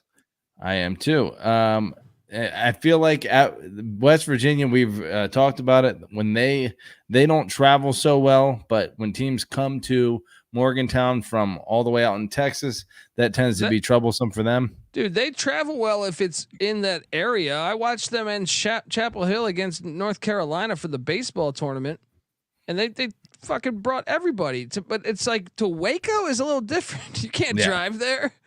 You got to book a flight. You know what I mean? You got to find where do you even fly at? You got to go to Pittsburgh, and then fly to where? Like it's stupid. I guess I shouldn't be surprised because that's how long that West Virginia's been in the Big 12, I believe. Yeah, was it only 12 years? Yeah, they played every year from 2012 to 2023. This is one of those games where it's like Baylor at West Virginia. I guess we still haven't gotten used to it 12 years in, but it's a solid game because Baylor is one of those wild card teams. We expect West Virginia to be pretty good at home. I'd say they probably get this at home, but yeah, especially because Baylor's never won there, have they? No. Well, Aranda could be fired by now too. Yeah. Neil Brown, we think, is on pretty safe, steady footing here at this point. He just landed a 4-star quarterback that chose West Virginia over. I want to say it was like a few decent schools, man. I retweeted it on the TCE account. TCE on SGP. I mean, if he's a 4-star, that means he was getting attention. Yeah. Well, that's what I'm saying. I forget. It was like I want to say it might have been Penn State or something. But go check it out. How does West Virginia do it? Like They're like Delaware to me as a state, and yet they're like in Big 12 contention sometimes. It's like they have a good football history. They have a rabid Yeah. fan base. I mean, it's Played for a national championship in the 80s. I mean, get it. I know their history. That doesn't explain it though, from a resources standpoint. Well, what the fuck is Alabama? Yeah. Well, there's a lot more talent. There's a lot more talent. Yeah. Well, true. Okay. Nebraska what do you paid mean? for it. West Virginia is sandwiched between Pennsylvania and Ohio. There's a ton of talent there. In their home state, there isn't much talent. I think is what Patty's But saying. it's also the size of like. Right. They're also not too far from Virginia, Maryland, D.C. You know. They also have terrible admissions standards, so they can get a lot of talent in there that other teams can't. Yeah, that's true. That's true. No, I like this game. I mean, I prefer it not be a conference game, but I think it's a good football game potentially. If Dave Aranda's fired, I don't know what to make of Baylor. Baylor's a mystery team, so who knows? But it might have implications. West Virginia could be in the race. I have a hard time understanding West Virginia. I definitely think they're a bowl team, but they also could win. Do you guys feel like? Would you be shocked if West Virginia won the Big 12 this year? Shocked? No, but I'd be a little surprised. I wouldn't be shocked at all. Okay.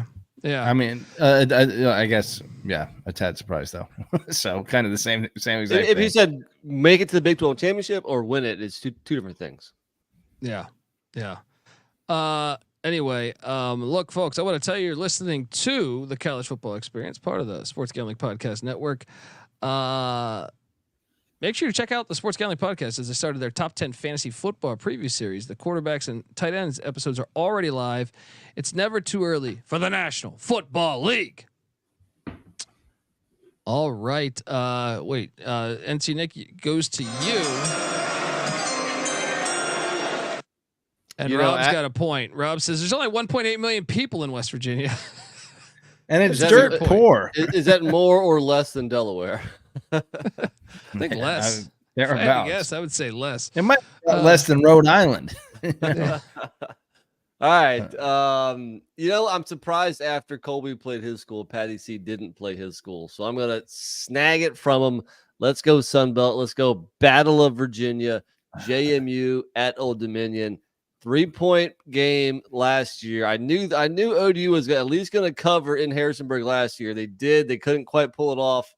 Maybe this is a year where the Monarchs, the royal rivalry, Let's go down the Dukes. Oh, I like it.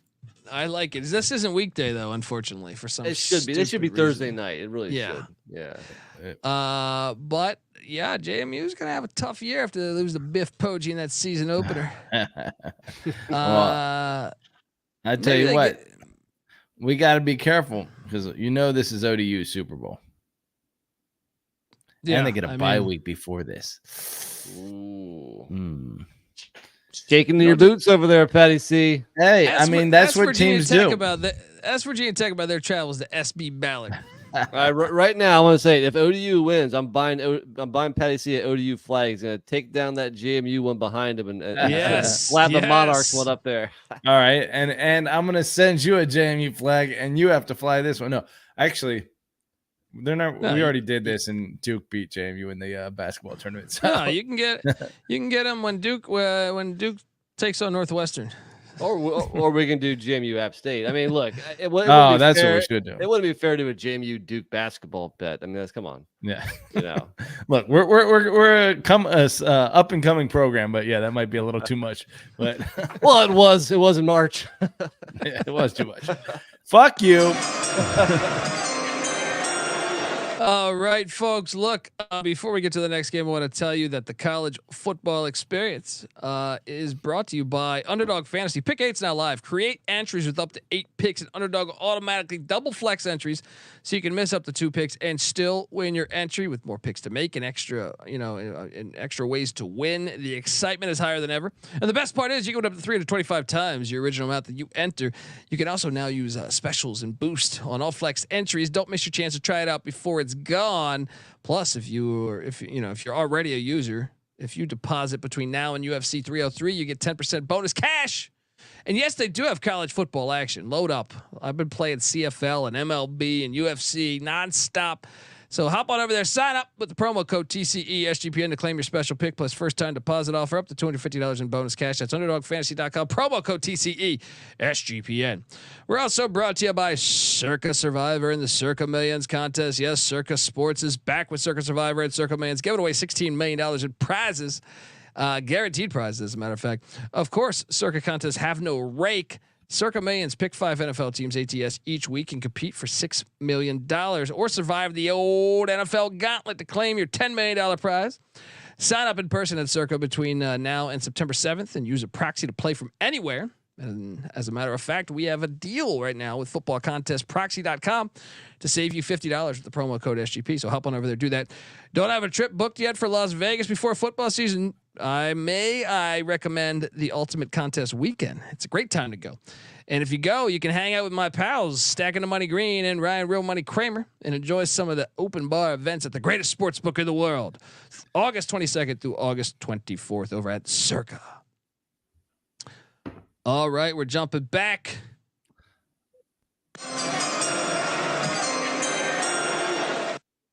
Yeah, I'm going. I was surprised NC Nick played that Sunbelt game. Because what if I take you to another Sunbelt game? Oh, back-to-back Sunbelt. I love it. Coastal Carolina is going up to the Joan. Hell yeah. Huntington, West Virginia. You got the meth of Myrtle Beach against the meth of Huntington. It's a meth bowl going on here. I love both these programs. I think Myrtle Beach is more Coke, but okay.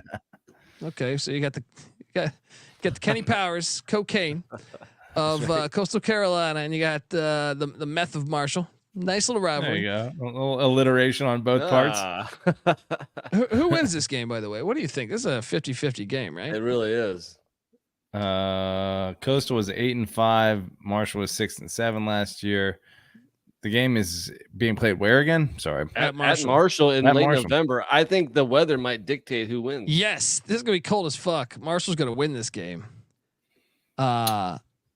Yeah, I love this game. This is why it makes the Sun Belt so fun. This is a fun game. It's a very fun game. I will say that despite like the geographic proximity that these teams share, there is a pretty big variety in terms of the, I guess, geographic topography or whatever you want to call it, like the environments that they play in, like beach football versus, I don't know if Marshall's mountains. We found out they're a little less mountainy than West Virginia, but still, the vibe is mountains in Marshall, and I don't know that Coastal's super well equipped to deal with that in November. Neil brings up a great point in the chat. And that's how does West Virginia have 2 FCS teams, right? And Minnesota and Wisconsin only have 1. Same with Missouri too, right? Well, Missouri State's coming next year, though. They're coming next year. But right now, yeah. So and shout out to GBO Farm, says he's drunk for the first time in 3 weeks. Woo. There Sounds we go. awful. Shout out to his Vols. They won the college baseball World Series. Shout out to the Vols. How the hell were you not drunk? What? I'm confused. You were sober for their championship? What's going on here, GBO Farm? I sense a backstory here. He must have got really fucking wasted 3 weeks ago. Yeah, wife or girlfriend was giving him shit. Yeah. So Coastal at Marshall. Nick, your thoughts? Oh, I love it. And Patty C's right. Even though the Sun Belt keeps it regional, there's a lot of differences between some of the schools and the mountains versus beach. And I mean, Coastal Marshall, two fun teams. This is a fun game. That's why it's a fun belt. Yeah, gotta love it. Gotta love it. All right, Patty C, jumps back to you. Where you going? Well, let's see. I mean, there are a few other pretty good games out here at this point. I would say there's actually a surprisingly, I might not even get to play all the good games that I want to play here, but I am going to take us to a Mountain West-ish game, if I can find it on here. Oregon State at Air Force. That is a good game. pretty decent game. Two comparable teams in terms of quality. Oregon State 8-5 last year. Air Force 9-4 in the Mountain West. Obviously, Oregon State greatly depleted, but still, you have to imagine the talent is still there to some extent. I think it's going to be a challenge for Air Force even at home. But this won't impact Air Force's Mountain West title hopes. It could impact their chances of getting to the, because even if they win the Mountain West doesn't mean you're going to get the bid. Right. That's true. Take care of business. Yeah. Would you say, all right, we have said this a number of times that like we want all conferences to have an auto bid, but 100%. Yeah. But would you say that the subjectivity of the, I guess, only one group of 5 team getting a bid makes this game a little more compelling, knowing that it could actually have an impact on Air Force's chances to get into the playoff? I think it would still have an impact if you had an auto bid. Yeah, I think either way it would. But, well, I guess if you have an auto bid, your out of conference record wouldn't matter. Well, but this is a rare case where the Pac-2 is playing them this late. Normally, you wouldn't have a non-con game at this point. Well, let's give some cookies where it's due. Look, I know that we think on the whole that it is beneficial and better for a group of 5 teams to have an auto bid. It makes their entire season and the conference race a lot more interesting. But I will say, since Air Force is a contender here, and this is a game that could impact their playoff chances, that the format being subjective like this actually makes this game a little more compelling. So it could be kind of fun. Do we expect Air Force to have a great season? Larrier's gone. Who's that running back that was a stud? He's on the 49ers. John Lee Eldridge. John Lee Eldridge is gone. Yeah, he's on they lost their whole entire team, dude. They bring back 2 wideouts. That's on the offensive side of the ball. I think Patty C has like a contract with somebody to squeeze Larrier into every podcast we do. Yeah. I don't know if you guys noticed they were 9-0 with him, and then they went like rumors on the 0-3 without him. I like the game. I think a lot of these P2 versus Mountain West games are enticing, especially when the P2 team is on the road. So Oregon State Air Force, this is a game that probably wouldn't happen unless all this carnage happened. And maybe this is, what is it? What is it? A rose in the concrete or something? What's that saying, Patty C? Silver lining. I don't know what the fuck it is. Silver lining rose. Silver lining rose in the concrete. I like it. I like this game. Yeah, we are. Bring us home to the ACC, Nick. No, I'm gonna go Big Ten.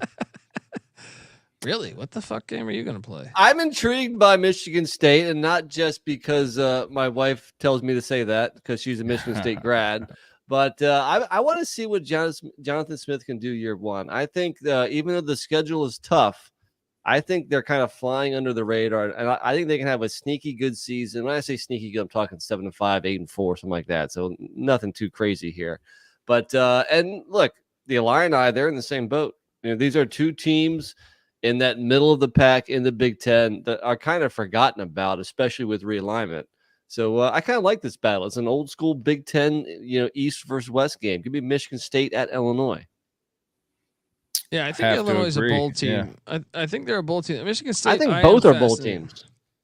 They could be. Michigan State could be. I think Michigan State.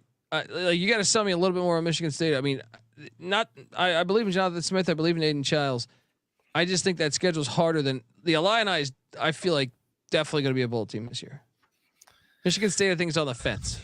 But what about talent wise with Michigan State? I don't know if it was who is it, D'Antonio, that I guess was probably doing more with less, but it wasn't like there was a huge talent gap while he was at the helm.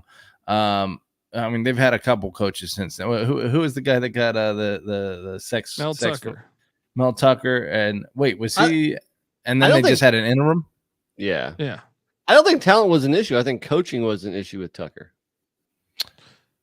Tucker actually brought in more talent. Yeah, so he did less with more, where D'Antonio did more with less, and he still had a winning record against Harbaugh. I don't think Michigan State is that far away from being really good again. and Illinois is only a year removed from being a pretty solid team themselves. I do think this game could be pretty good. But yeah, the schedule matters. The schedule matters for sure. I think it's correctly played. It is correctly played. Yeah, makes sense. All right. It jumps back to me, but before I get to that, I want to tell you the college football experience is brought to you by Rhythm. If you're betting on player props, then you need to download Rhythm. Rhythm is the go-to sports betting tool that transforms complex data into actionable insights, empowering bettors with smarter data-driven decisions. Unlike other platforms, Rhythm combines advanced predictive analytics with an intuitive user experience, making betting both easy and enjoyable. Rhythm's predictive models were born from the brains of MIT data scientists and quants with over 3 years of data that help drive you to better AI-backed betting decisions. Claim your free 7-day trial period today at sportsgamblingpodcast.com/rhythm. That's RITHMM. That's sportsgamblingpodcast.com/rhythm. All right, we are back on the college football experience and week 12 preview and picks. Where should I take you? Did we draft all the ones here? No, we didn't. I will. I don't think I would ever play this game, but after the COVID season hit, and damn if I didn't bring home over $1,000 cash when Sam Hartman and Sam Howell were in everyone make fun of the Pac-12 or Big 12, man. This was like 59-52 or something. Wake Forest heading to Chapel Hill.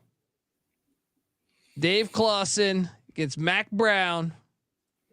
Two great coaches historically, you know what I mean? So little battle in state. NC Nick, I'm surprised you haven't drafted this one lately. You were close. It was 59-53 in 2020, and then they followed that game with 58-55.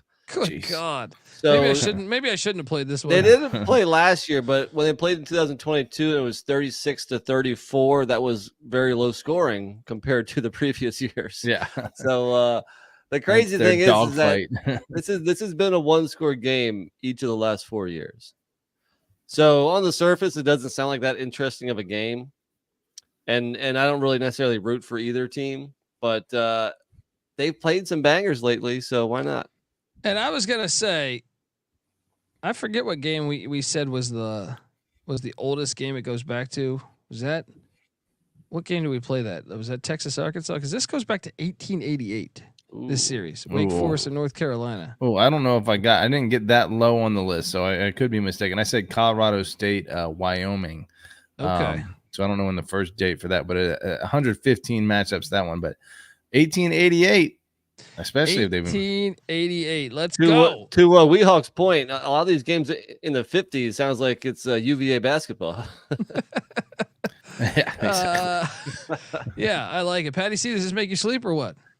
No. If I'm being 72, 36, and 2. So how many matchups? That's 110 matchups. So close to the most played rivalry of the week. I don't even know if this counts as a rivalry, but 76. I mean, so 2/3 of the time North Carolina is getting the win, and they have found ways to win this game, even despite Wake Forest having amazing offensive outputs. Now Wake Forest isn't the team that they had been, last year, at least they weren't. So if Wake Forest can get back to where they were, then that'd be great. But they were the team that seems to get hit hardest by the transfer portal. They were the team least equipped to deal with it. And so we're going to see if they can recover. Tony, what year did Elko leave Wake? Do you know by chance? My guess would be 18 or 19 because he went to Notre Dame. Then he went to A&M. Well, 2019, Wake Forest won 24-18. So that was the last low scoring game. and then UNC was dropping, half of 100 That was 2019, you said? Yeah. Elko left Wake in 16. So 16. Yeah. Okay. So never mind. Yeah. Anyway, I don't know. Anyway, Patty C, jumps over to you. What are you doing?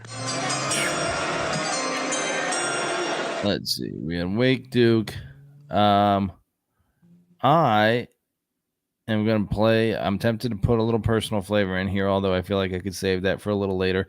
I won't play that. I'll play that later. I'll play a game that I think actually could be a trap for Kansas State, even though it's at home. Arizona State traveling to Manhattan, Kansas. Do I think Kenny Dillingham will have this team better than the 3-9 record they had last year? Yes. And do I think Kansas State needs to be wary of this game? Of course. Look, that's fair. I mean, look, Will Howard's not there. They got to find a new quarterback. And Arizona State leads this series 5-1. Now, granted, only one's happened since Bill Snyder took over, but and by the way, that was the one that lost 34-27. But still, anytime you play Arizona State, they're probably more talented than you think. But these are just two freaking good programs. You know, Arizona State may be down, but that hasn't been the case for very long. And Kansas State has been pretty nasty for a long time now. So I don't see Arizona State faring very well in the Little Apple. We also could have some potential weather, or at least pretty cold here. Yeah, I don't know about this game. I hate all you want. It could be a top 30 game, but sure. I mean, right now, I mean, at number 20, it may be a little early. Well, I don't even know. I think there's not argue. Sure, you can. Yeah. I mean, it's not. I mean, what are you gonna take? Louisville, Stanford? What are you gonna do here? I mean, very true. Get a quick check in on recruiting rankings for Arizona State. I know they don't mean as much as they used to, but I feel like they probably do pretty well in the coast. So number 24 in the recruiting rankings for this cycle. I don't know about last cycle, but look, Arizona State is still a talented team, and they're gonna probably be more talented than Kansas State. Where does 24th in the country rank them in the Big 12? In the Big 12, well, this is I gotta go back a year. I would imagine towards the top. I would imagine so too, but they have 3 recruits in this cycle, so that's not a very good accurate representation. But let me see. Arizona State finished 48th last year in the recruiting ranking, so not quite that good. Well, they were kind of walking. Yeah, it's not fair enough. Yeah. It's not fair to say that right now. But within the Big 12, that was good for 7th. Still above Kansas State, who is number 11. So I think from a talent standpoint, they should be able to give Arizona or Kansas State a run for its money. But coaching wise, that's a different argument. Yeah, I'm always a skeptic of that shit too. So, yeah, I mean, it's an interesting matchup. NC Dick, it jumps over to you. Where are you going? I guess we should go back to the ACC. Not Louisville, Stanford though. How about? And this game wasn't on my radar until last week, and you were talking about how Syracuse's schedule lines up and how much talent they brought in. I think Syracuse at Cal, all of a sudden, is kind of interesting. No, it's not. Syracuse at Cal. I didn't think it was either a week ago. So, but then you didn't realize that Syracuse playing in the ACC championship, whether you like it or not, Patty C. I still want you to show me those losses on the schedule. Yeah, and Colby this is just one said, of the spots. Colby just said both these teams are wild cards. So there's probably the most likely scenario is that one is decent and one sucks, but there's a chance both are decent. There's a chance that the winner of this. No, I honestly think Syracuse actually has a shot to play for the ACC championship this year. I know that sounds crazy. It does. But the schedule is so fucking good. They don't play Florida State. They don't play Clemson. They don't play North Carolina. They don't play Louisville. They avoid all of those, and they get Virginia Tech at the wire. What is it? They call it the wireless carrier dome now or some shit. The Orange Men are capable of winning these games, man. I actually really believe there'll only be a heavy dog at NC State. You look at the schedule, the rest of the games, it's like, what? Cal's gonna be favored by what? 3, 4, maybe. Let me say this. I mean, the schedule being what it may be, and maybe Syracuse has one of these pretty good years where they're 8-9 wins or something, and somehow in the conversation at this point in the year for the ACC championship, they're just a very non-interesting team to me in general. I don't understand what Syracuse's identity is. They're New York's team, but they don't seem to represent New York City at all. In fact, when Rutgers is playing Syracuse, didn't they light up the Empire State Building red? That's a humiliation to Syracuse. Like, are they upstate New York? Are they like country ass, well, they're pussies because they got rid of Archibald Stadium, and that was their edge 50 years ago in 1980, and then they've been cowards ever since, really. Well, you know what this game has. And it has Bob Costas' pink eye. Attention. What I don't like is that 1980 was actually pretty close to 50 years ago somehow. We're old as fuck. Seem right. This game is. This is Woodstock versus San Francisco. This is Summer of Love versus 1967 versus 1969. All right. I don't know what the fuck. I'm trying to sell this thing. I find Syracuse versus Cal as boring as it fucking gets. So I can't argue with that. I can't argue with that. I thought the same, but I honestly think Syracuse could be in position to play for the ACC championship, which makes it more compelling. Going out to Cal, they will take a loss, and that will be the end of that. And so I guess that will be funny on some level.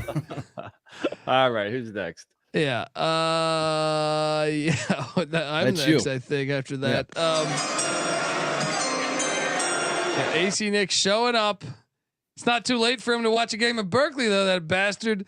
All right. Well, there's no time dedicated to that right now, but you might be right. Well, there's the most interesting man in college football right now. And yes, I'm talking about Michael Barker is the most interesting man in college football. But from a coaching perspective, the most interesting man is Biff Poggi. And that Patty C just lives and he just doesn't accept that things are changing. You know what I mean? He just refuses to accept that Biff Poggi has this Charlotte program knocking on the door of the ACC. All right.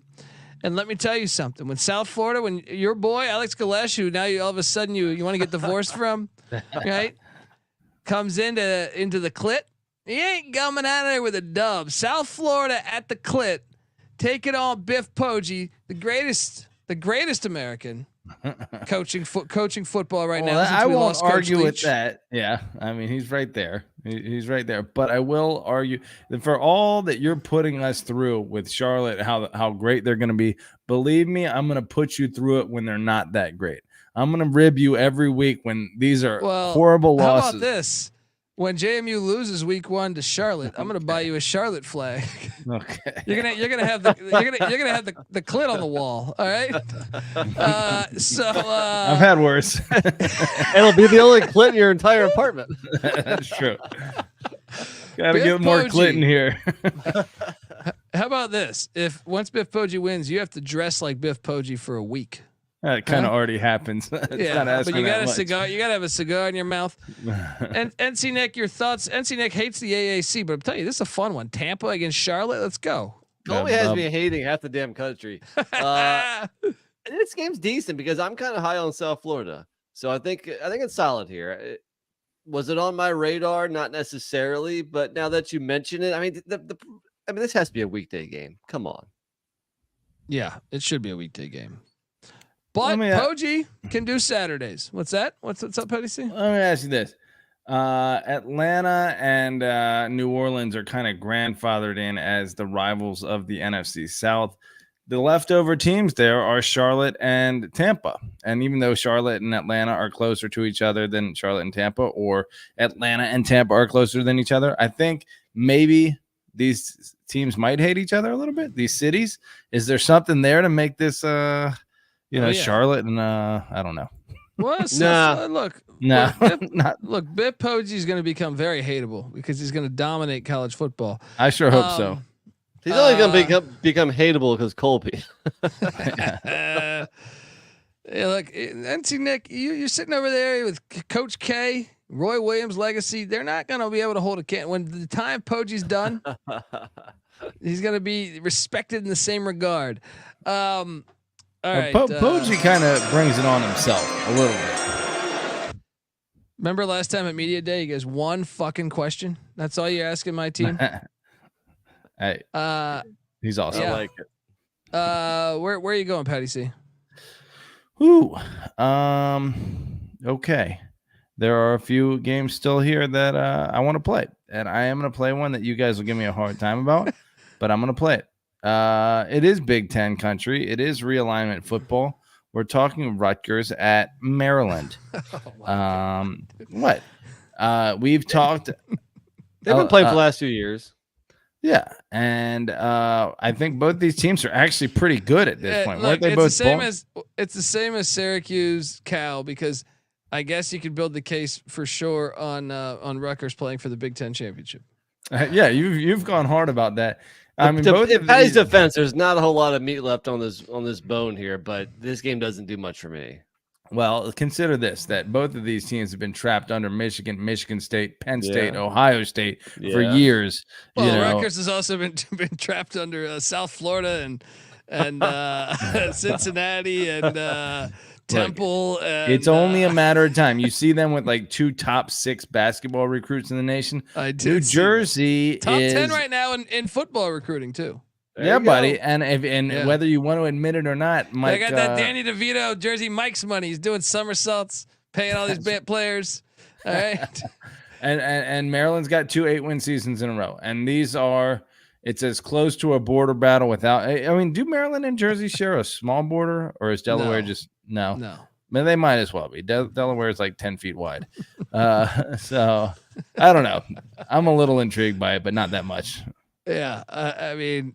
Good sell, buddy. You got a job in sales. Weehawk, I love the fact he says he went to Halloween as Mark Mangino one year, and now this year you're gonna do Biff Poggi, Weehawk. Let's do that. That's fantastic. Nick, you're not high on this game. Not necessarily. No, I mean it's a pretty boring. They could easily be ACC schools though. But they're not. Maryland had a chance, and they turned their back on us. Assholes. Fuck them. Fuck Joe Smith. Amen. Where are you taking us, NC Nick? All right, well, let's plow through this last 10 here pretty quickly. It's not a great game. It may not be all that competitive, but the last time Penn State played in West Lafayette, they got out of there by the skin of their teeth. Maybe this time it'll be different. Penn State at Purdue. Is this a game? I mean, we were just saying earlier, winning on the road is hard. This is better than Rutgers, Maryland, in my opinion. Yeah, you're probably right. Yeah. Just because Penn State might have something to lose here. There you go. And Purdue does. They pack the crowd. College Park looks like a spoiler makers. Again, this fits the theme of this week. Top ranked teams on the road. Yeah. That's true. They could be taking those goalposts down. I like this play. Last time that was a very good game, but Jeff Brom is gone. But Hudson Card and Ryan Walters, maybe they got some up their sleeve for these Nittany Lions. Penn State's the exact quality of team and type of team that is susceptible to losing this game. And Purdue, typically Ryan Walters. What did they do? Did they keep the air raid last year offensively? They did, and they kept it again. They have Graham Harrell as the OC. Yeah, I mean Penn State. If homeboy at quarterback for Penn State isn't getting it going, Aller's not getting it going, and Purdue just has a million chances to take shots on him. Yeah, this could be a game, especially in West Lafayette. I like it. Good play.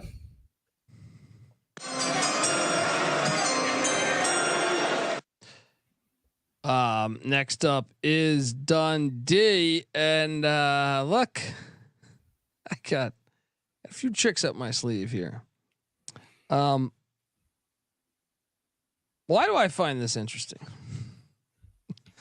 Should I play this? No, I don't know. Let's go to weeknight football. Central Michigan's going to Toledo, the Glass Bowl. Solid Central play. Michigan, I think, is slightly better than their record over the past couple of years. Like when you watch them, I think they're better than their record.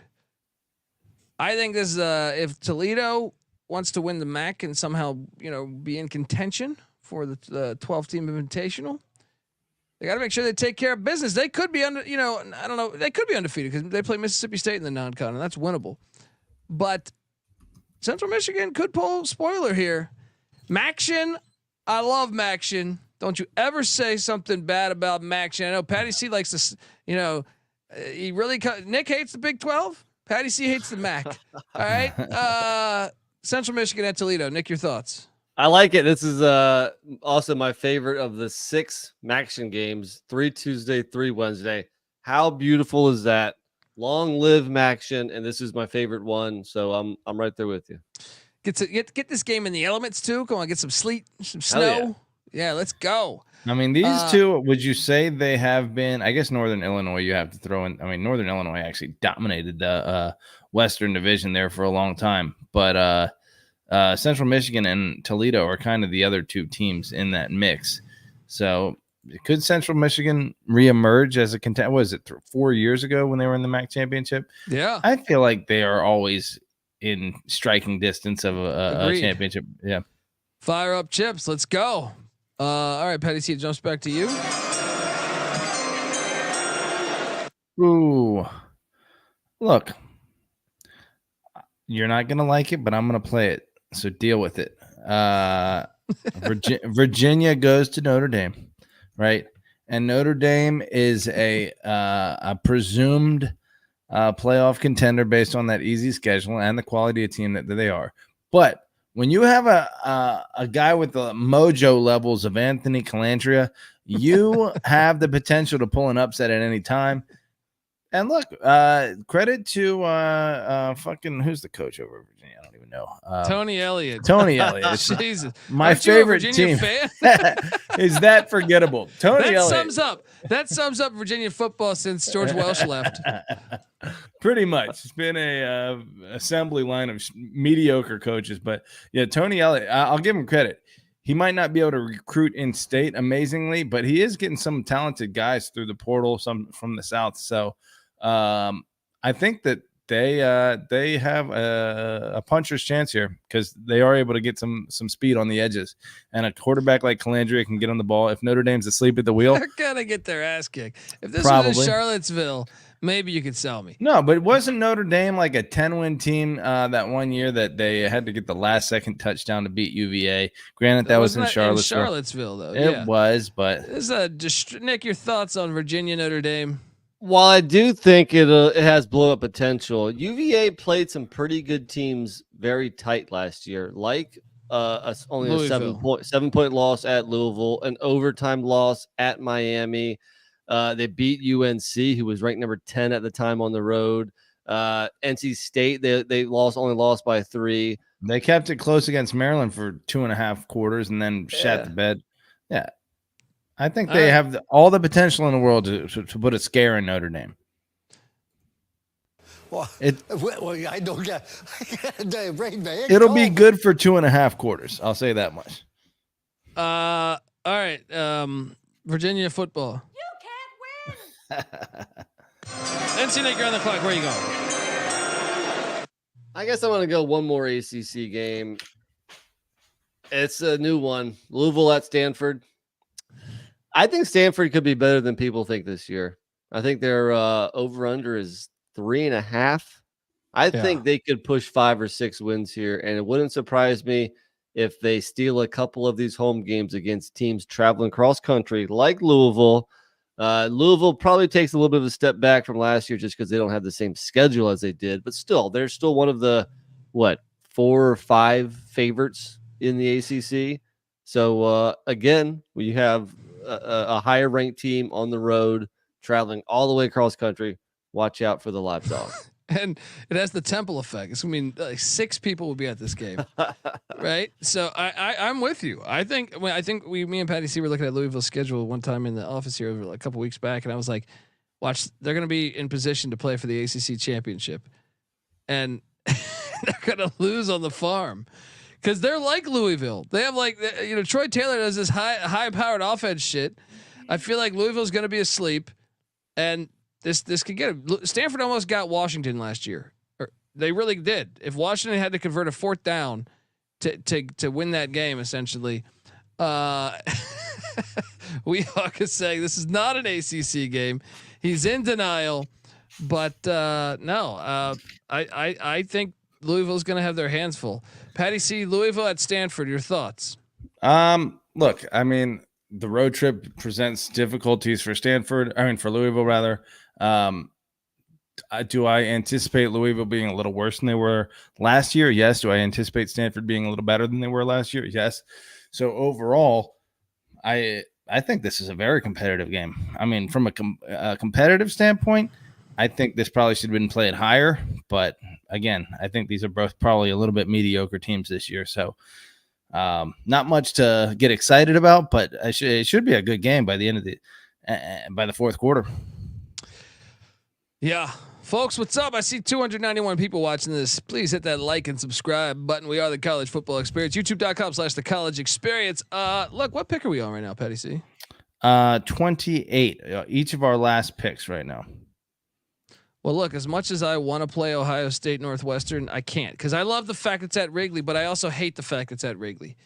Let me just make a point real quick. Northwestern, you're playing at this practice facility that is literally on the lake. If you haven't seen this photo of this stadium, you could skip rocks from the fucking field. You know what I mean? Like you are 10 feet from the lake. You're playing all these other Big Ten teams on this stadium at this soccer stadium or soccer field. It's not even a stadium. It's just a field. Have you seen this stadium, Nick, or this field? I've heard you talk about it, but I have not Google seen a visual image yet. Google image that. Or let me see if I can quickly do that. Because I have a big problem with what Northwestern did here. You're not even picking this game?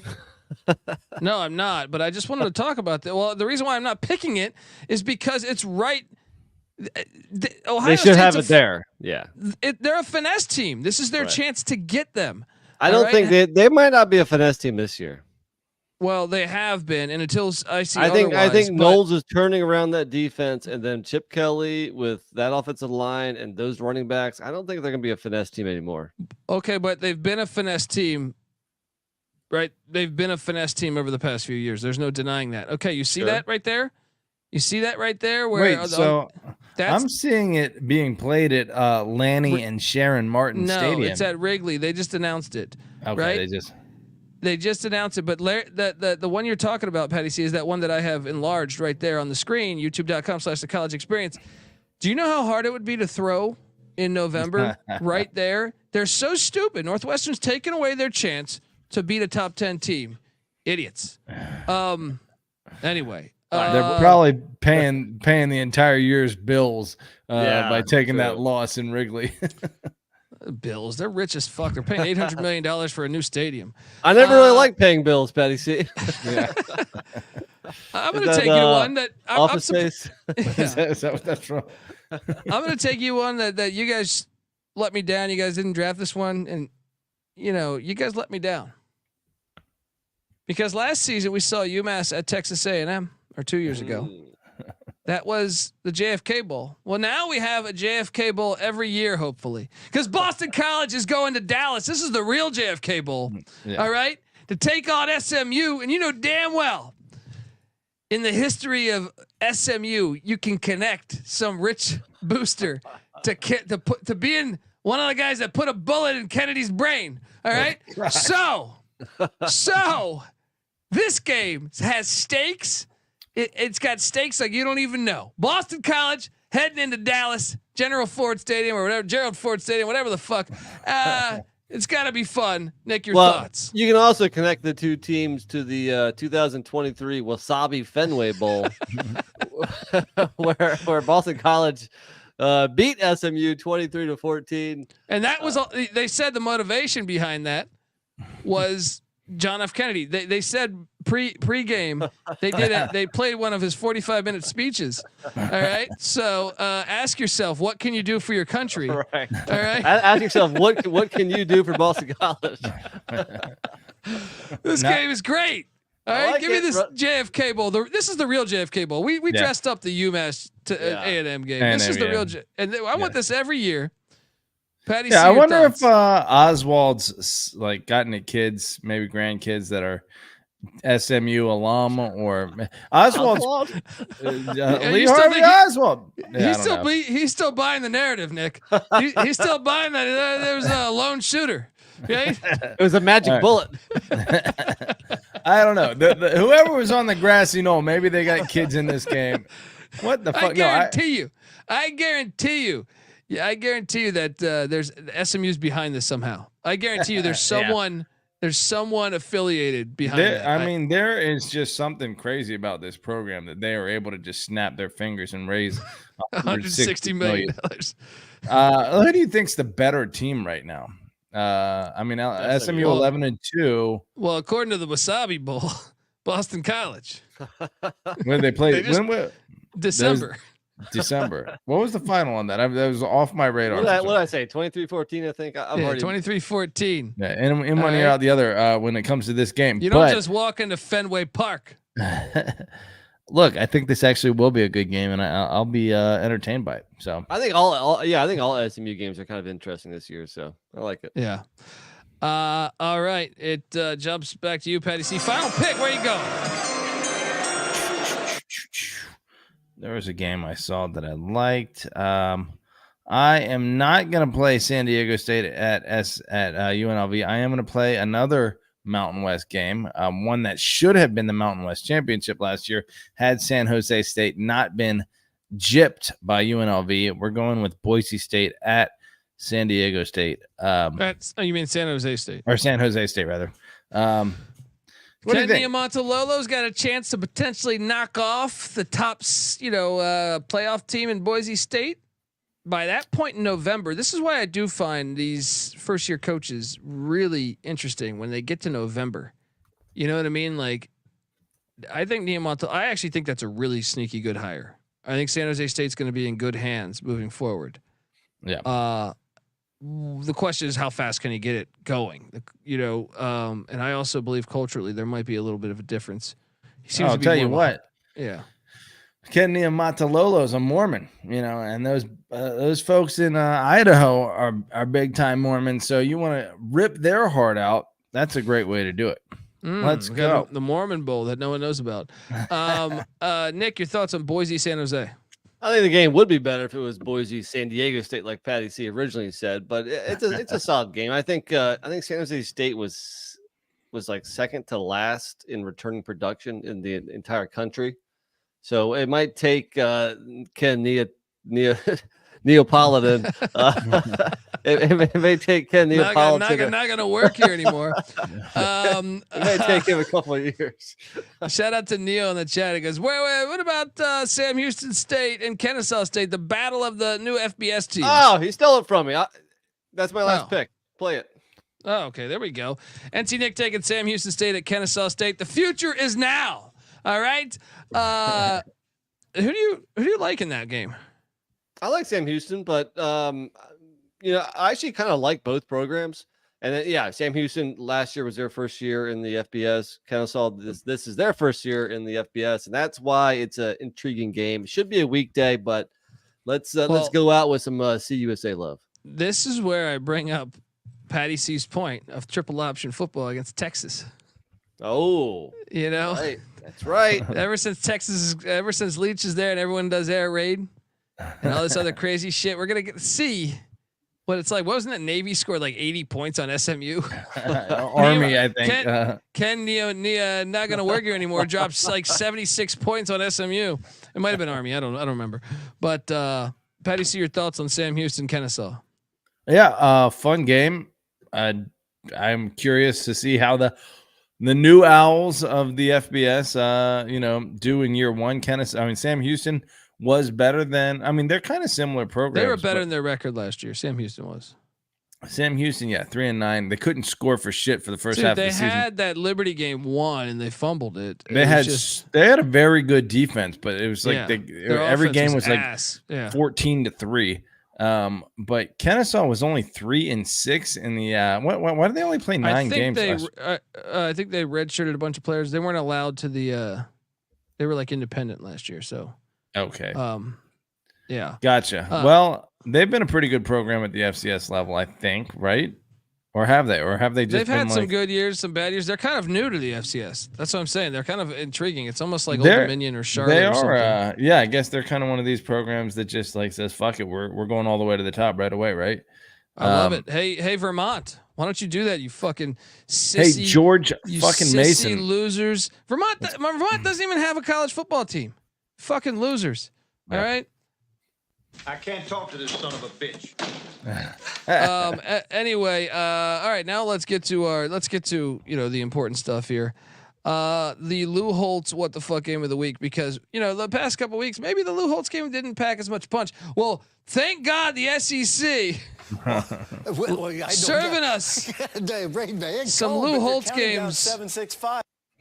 I have the top pick, and it goes to Mercer at Alabama. Yeah. This is November. This is when college football is supposed to matter. This is what I love of the SEC fans that didn't want the 12-team playoff. They said the regular season. More. The regular season is the playoff. The stakes in the games in November. If you lose, you're out. Well, what the fuck is the stakes on a Mercer Alabama game in November? All right, and they do this. Every fucking SEC team does this. It's horrible for the fucking sport. If you want to play them, you play them in August or September, you filthy whores. All right. Mercer played Ole Miss last year and they lost 73-7. Yeah, I'm glad to see that your beloved regular season in November, which these have been happening for a long fucking time. By the way, where they played Auburn the year before that, they lost 42-16. That was a terrible Auburn team, but they played Alabama the year before that. They lost 48-14. That's actually respectable for Mercer. Saban caught off the dogs. Yeah. This game sucks, and it should never happen. I don't give a shit about border battle. It's terrible. Right, next up, Patty C, where are you going? Well, I guess I would. I'm not giving. I don't get. What's that? One of the other SEC games that I'm assuming you're referencing, based on last year's records, is actually a pretty compelling game. So I'm going to skip that one.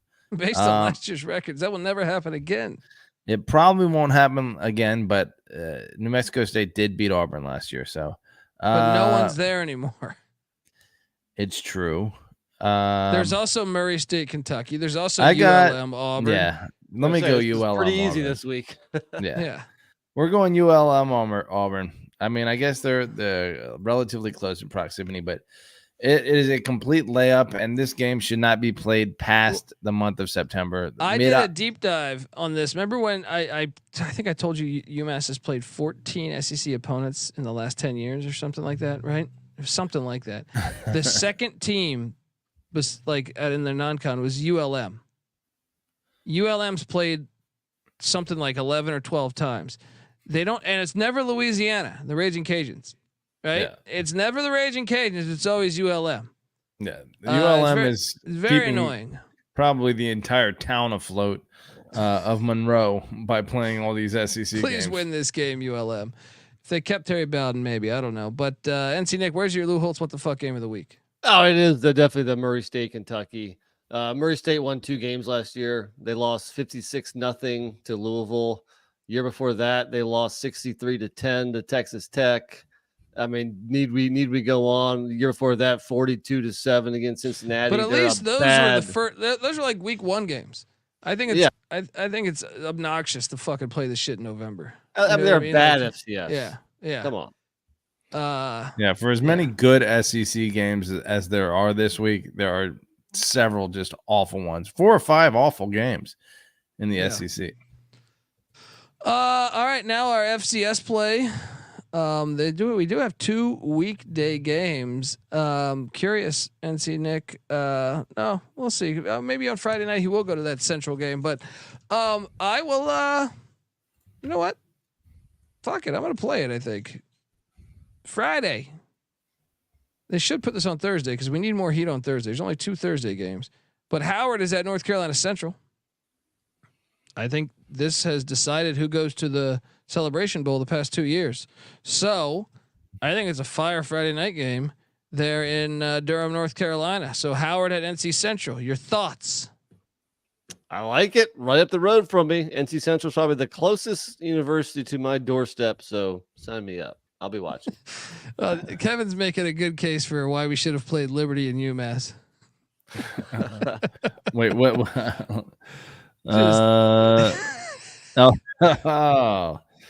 Wait, yeah. Wait, does UMass have a? Oh yeah, they're hosting Liberty. Yeah. Well, UMass would be, I guess, in that. That could be a what the fuck game of the week too, though. just because LGBTQ pride plus game or plus pride game. Fucking phenomenal. Where is it being played? Is it down in Roanoke? No, it's at the McGurk. Unfortunately, we've already finished that segment, but yeah. I do Moving like on. I do like the idea. Where are you going with your FCS game, Patty C? Well, you can't go wrong with the Dakotas, but I also am tempted to stay at least in the state of Virginia, like Nick did for at least one of those teams. I'm going Richmond versus Hampton because those two are, I mean, look, Richmond 9-4, Hampton 5-6. Not necessarily a playoff game here we're watching, but I just think regionally, maybe some recruiting at stake. These are the two powerhouse areas outside of Northern Virginia within the state from a talent pool perspective, Richmond and Hampton Roads. So it's fun when these two compete. They compete in high school state championships quite often. So like to see it at the college level as well. Richmond at Hampton, Nick, your thoughts? I like it. The Spiders. Yeah, you've been there. You've been to their campus. That's right. Where are you going with your FCS game of the week, Nick? To the Kibbe Dome. Let's go a little Weber State versus Idaho. It was Idaho was in the playoffs last year. Weber State kind of a down year, but they beat Idaho at home by 2. So the Vandals are going to be thinking revenge. But I'm a Wildcat guy, so I think Weber State's going to get it done on the road. Yeah, get this Kibbe Dome bullshit out of here. All right, the Wildcats are going in there and getting the dub. All right, folks, that is our show. Make sure you give us a follow on Twitter at TCE on SGPN. Like I said, I see 304 people watching. Hop on over to YouTube, youtube.com/The College Experience. Hit that like and subscribe button. Also, we're available wherever podcasts can be found. Check out the FCS College Football Experience and the College Basketball Experience and College Baseball Experience. Great season just came to an end. I know Weehawk was there in Omaha, enjoying the action. Also, check out the Stadium Heads podcast where we talk the history of college football stadiums and why college football is the greatest thing to hit planet Earth. Also, give us follows on Twitter. Patty C's on Twitter at PattyC831. Follow. NC Nick's on Twitter at NC__NICK. Follow away. I'm on Twitter at TheColbyD. Give me a follow. And check out everything else. Sports Gambling Podcast coming up next with the SEC preview in about 20 minutes. Check out the Sports Gambling Podcast in general. Also, check out the Bottom Line Bombs with CJ Sullivan.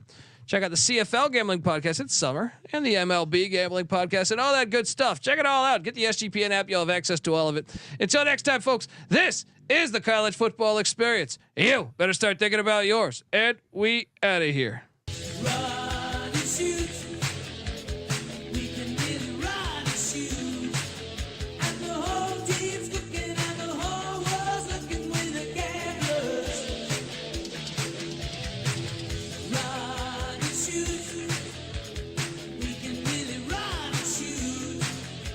You know